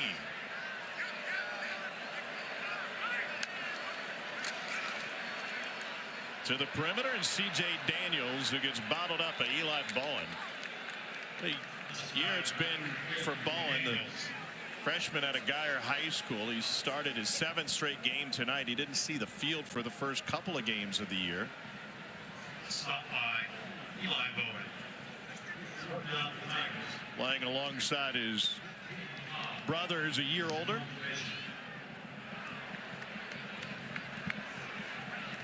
There's his brother Peyton back to receive this punt from Blake Oschendorf. Sooners came after it. Oschendorf goes down, no flag, tripped over his own guy. Return from the 6, and Bowen gets past the 10. 48-yard punt, 5-yard return. Matt Berry's Arizona State Sun Devils are playing for a Big 12 title next week. Let's go to the studio, see what else is happening. Timeout for an injured player.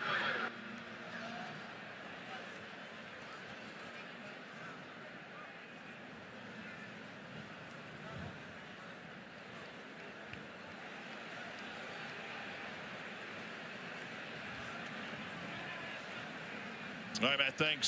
Savion Jones is banged up. Sun Devils still waiting their opponent. BYU will follow us later tonight. Is this the new reality of college football? Only one undefeated going into a conference championship weekend.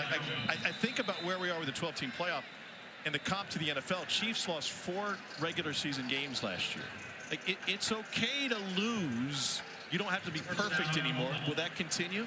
I think so. Yeah, and I think that's a good thing. I think parity across college football is not just NIL, right? And the second string guys of these elite programs getting pilfered and moving all over the conferences, but it's also no divisions in these big conferences anymore, so sometimes the schedule can be even that much harder because you can play whoever in any conference. Super conferences are here with Big Ten and SEC, getting more and more teams, so I think it's a sign of things to continue.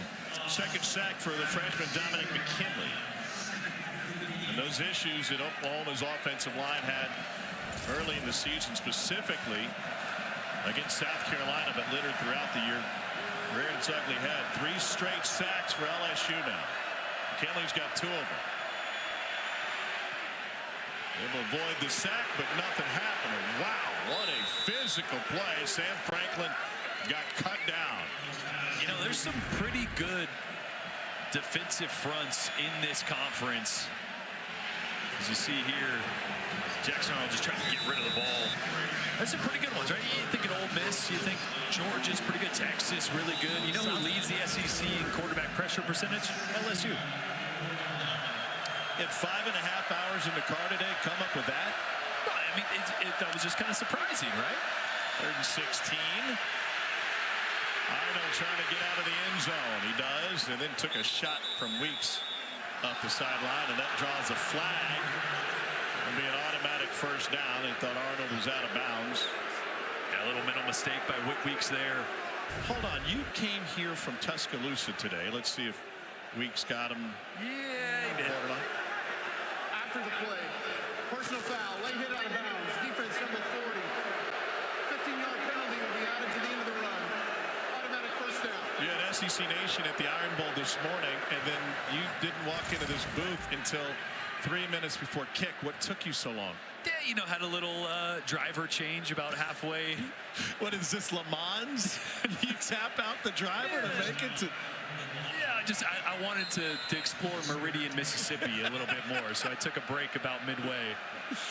It's good. We encourage safe driving. If you get tired, please pull over. Don't need any tryptophan slumbers out there. Arnold pressured again. They got a hand on him, but didn't bring him down. And Arnold showing up his legs and goes tumbling down at the 35 after another first down scramble. Savion Jones working on Logan Howland again on that left side, getting pressure on Arnold. But once again, Arnold quick to use his feet and get vertical as he's done a number of times tonight. Well, what a play for Jackson Arnold, and so much promise to start the season. And after struggling in a couple of games, especially with turnovers, he was benched. Play action, able to get it out to Jacob Jordan. And now Oklahoma trying to finish the season on a high note. And there's no doubt that Alabama win certainly has folks feeling better about the season. And they're once again headed to a bowl. ESPN's projections have them against Virginia Tech in the Gasparilla, or the Independents against West Virginia.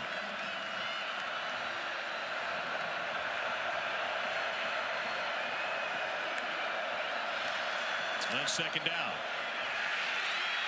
Arnold throws it away, but Texas is the exception to the rule. The success that the Longhorns are having this season under Steve Sarkisian. A lot of teams their first year in the league, whether it be Missouri finished with a losing record, Texas A&M and Arkansas both struggled when they first showed up to the SEC. Now, Missouri bounced back year 2, made it to Atlanta. But it's not uncommon to struggle. Totally, especially when you come in a league like Oklahoma did, replacing their entire offensive line, all 5 starters gone. That's tough to come into the SEC, a line of scrimmage league. And flag down.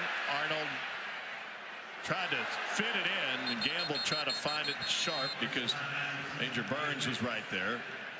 LSU, I think, lined up off sides.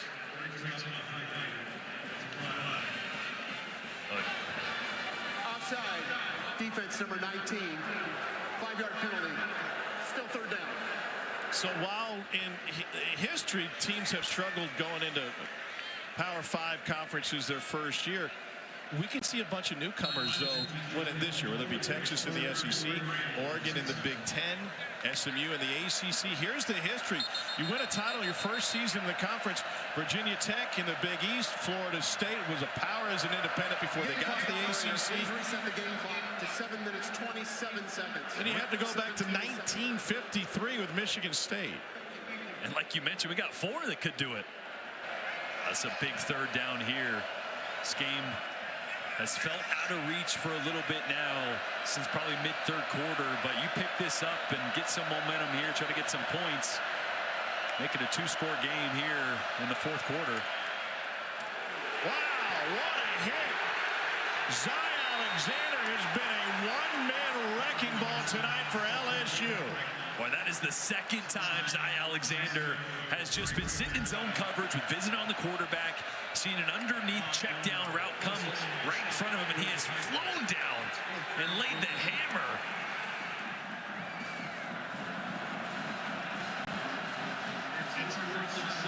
So Oklahoma leaves its offense on the field looking at 4th and 6. This is where I expect, once again, LSU is probably going to spy Jackson Arnold. That's what I do. Whit Weeks did it last time on a crucial third down.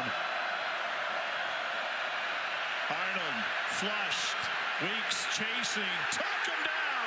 Ball came out. And LSU pounced on it on the sideline. Weeks had the sack and ended up with the football. Oh, again, just another great call from Blake Baker. Having his most athletic linebacker with eyes on Jackson Arnold. Knowing that he's going to try to use his legs. Look at Weeks right here. He's going to have vision on Arnold the whole way. And watch the closing speed as Arnold escapes to his left. Whit Weeks is all over it and brings Arnold down. It was a turnover on, would have been a turnover on downs anyway. The fumble went out of bounds, and that's where the spot is at the 28-yard line. Cole to the ground game, and Xavier Thomas taken down inbounds as Oklahoma's trying to strip it. Ball security has been an issue for Oklahoma all season, and it's what cost them directly the Missouri game and several others indirectly. They lead the country in fumbles lost, and it's their 7th consecutive game coughing one up. And 12 of those, I believe, are Jackson Arnold. He's lost 6 of them. Sorry, 12 fumbles. He's lost 6 of them. So 6 of the 15 there. Credit to Arnold. He didn't lose that last one, but he's struggled with ball security as well as he did on that one. On 2nd and 4. Caden Durham. And that's going to be good for a first down for the freshman who played his high school ball at Duncanville in Texas, but he's an Oklahoma City native. He was a 4-star recruit. Number 8 running back in the country. And his parents, or at least his mom, actually is an Oklahoma grad. She ran track and field in Norman. And he leads all SEC freshmen now with 691 yards on the season. Couple of 100-yard games to his name. He's averaging nearly 8 yards a carry tonight. Durham sneaks through a tiny hole and picks up a couple more. So looking forward for LSU, they're looking at an 8-win season. Brian Kelly won 10 games respectively each of his first 2 years. And we mentioned the recruiting situation where they lost the number 1 quarterback in the country, now going to Michigan. That was an interesting conversation with Brian Kelly. But now leaning and looking forward towards next season. Another year for Garrett Nussmeier in this system. Man, he could put up some numbers, huh? And 2nd and 8. Pulls it back, fires late. And a hair behind C.J. Daniels. Well, and Brian Kelly and Joe Sloan both mentioned that in Jaden Daniels' first year at LSU, this was about the time late in the season, game 8, game 9, game 10, as you see Nussmeier on a little RPO here. Probably should have just handed it off, even though the read says that here late in the fourth quarter. But we mentioned he's a gunslinger, trying to get one more, just a little behind on C.J. Daniels there. But they both kind of mentioned this was when things really started to click for Jaden Daniels in the passing game. And Nussmeier is a guy that's played a lot of football. You can imagine just his ability to have another offseason to diagnose and critique himself, game film on yourself. That's one thing people don't understand is so important. You can watch somebody else on tape all you want. You don't digest it or understand it as well as you do when you're watching yourself and you're looking at the decisions you made and what you thought you saw, and cross-referencing that with what you're seeing on tape. You grow so much from that.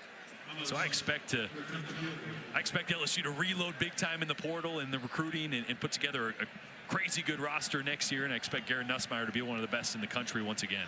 Don't see this very often. Lining up for the field goal, Brian Kelly called his holder, Peyton Todd over the sideline to talk with him. And this will be about how to manage the clock situation and use the timeout before the play clock expires. LSU.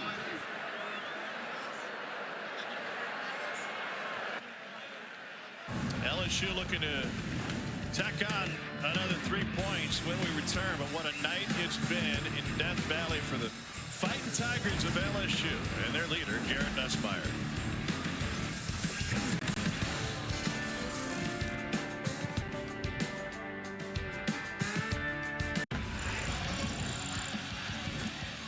How about Garrett Nussmeier tonight? Well, it started with 20-point advantage for LSU. 3:19 to go in the fourth quarter. Garrett Nussmeier burst onto the scene second half of the SEC championship game in 22 against Georgia. He threw for 294 in that game, but was behind Jaden Daniels in 22. Was behind him last year. Finally, the opportunity to be a starting quarterback at LSU. When he's right, he's as explosive as anybody. And kind of the road less traveled in today's college football. Sitting, waiting, being okay, developing on the bench. I mean, this day and age, when you're as talented as Garrett Nussmeier, you try to go find another home if you're sitting behind a Heisman Trophy winner. Number 20 is now number 98 for Garrett, being a coach's kid, I think understood that this would be the best scenario for him to sit, learn, wait for his opportunity. And really in this day and age, all you need is 2 good years, maybe even 1, depending if you're looking to play at the next level. Garrett's going to have an opportunity to come back next year and build upon what was a great first-year starter campaign. Obviously not what they wanted from a team standpoint. College football playoffs was the goal, but a lot to be happy with, a lot to build off of for next year. Sam Franklin out to the 20. We're excited about this game being a battle of blue bloods, and that leads us into the Aflac trivia question. First ever trip for Oklahoma here to Tiger Stadium, and 2 of the great programs in college football. There's the Duck since '99. Bob Stoops took over. Oklahoma has the 2nd most wins in FBS college football. Who has the most?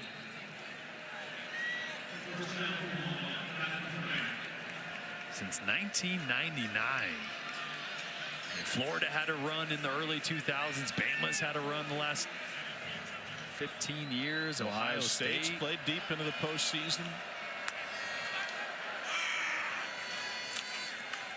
LSU's had a couple of nice runs. I'm going to say Bama. Cole, you want to jump in? I would have guessed Alabama if I had to guess one there.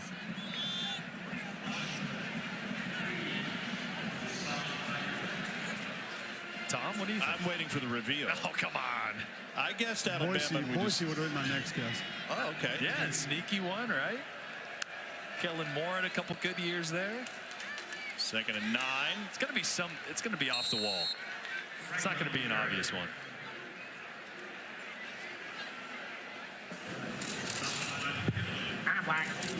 And Oklahoma. Oh, Boise. It was Boise State. Wow. Congratulations. Second place is the first loser. Good job. We answered the Aflac trivia question. And Cole, for that, you get a cold hot dog that's sitting up here next to me. Can't wait. Oh, wait, I ate it. They're down 7.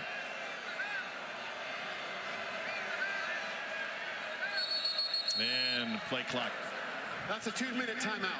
The clock takes us down to the 2-minute timeout.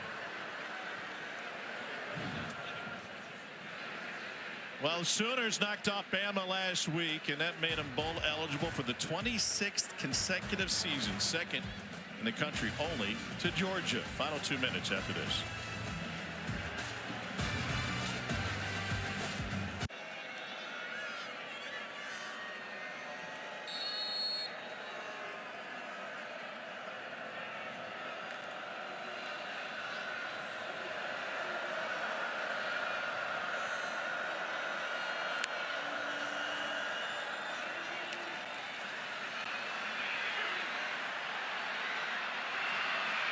Sam Franklin down the sideline. I imagine Kyle Field is rocking just a little bit. There's the longest play of the night for Oklahoma. It goes for 34 yards. Thanks to Franklin getting a touch. Because an Oklahoma team just kind of felt overwhelmed, late second quarter in this game, coming off the win against Alabama. How much do you think the Alabama game took out of them? Well, I don't think they came down from it until maybe Monday night, Tuesday morning. So this turned into a short week, really, for Oklahoma preparing for this game. You had Thanksgiving to that, so your preparation time wasn't going to be near the same. You had 2 weeks to prepare for that Alabama game. A lot more practice time, meeting time, film time, and even though they didn't install a lot of new plays, a lot of new formations, a lot of new motions, shifts, personnel groupings, weren't able to do all that against LSU for this game. So they sold that Alabama game like it was their Super Bowl, and it worked out well. You just weren't going to have the same amount of time to prepare for this one like you did for that one. 2nd and 4. And that's a first down run. And is that a regular occurrence for football teams? You pour so much into one game that it's hard then to stay up for the next opponent. Yeah, it's an emotional hangover.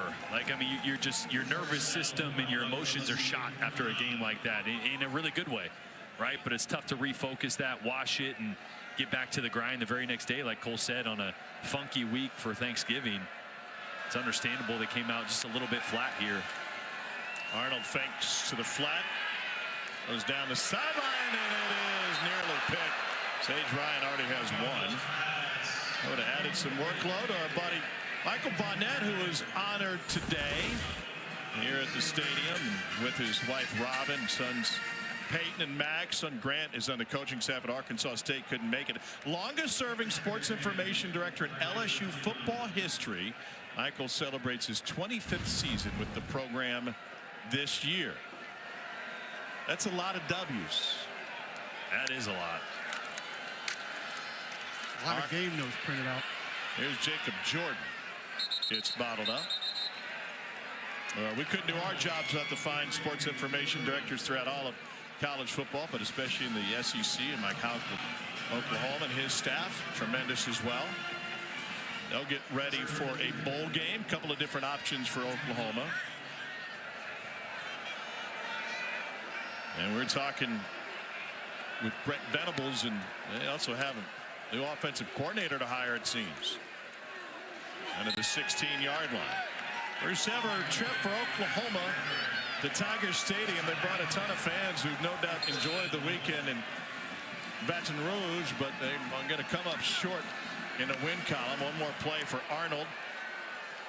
And they're trying to run it as the clock hits triple zeros. And they take it down inside the 5. Another run for Sam Franklin. Our final score tonight, LSU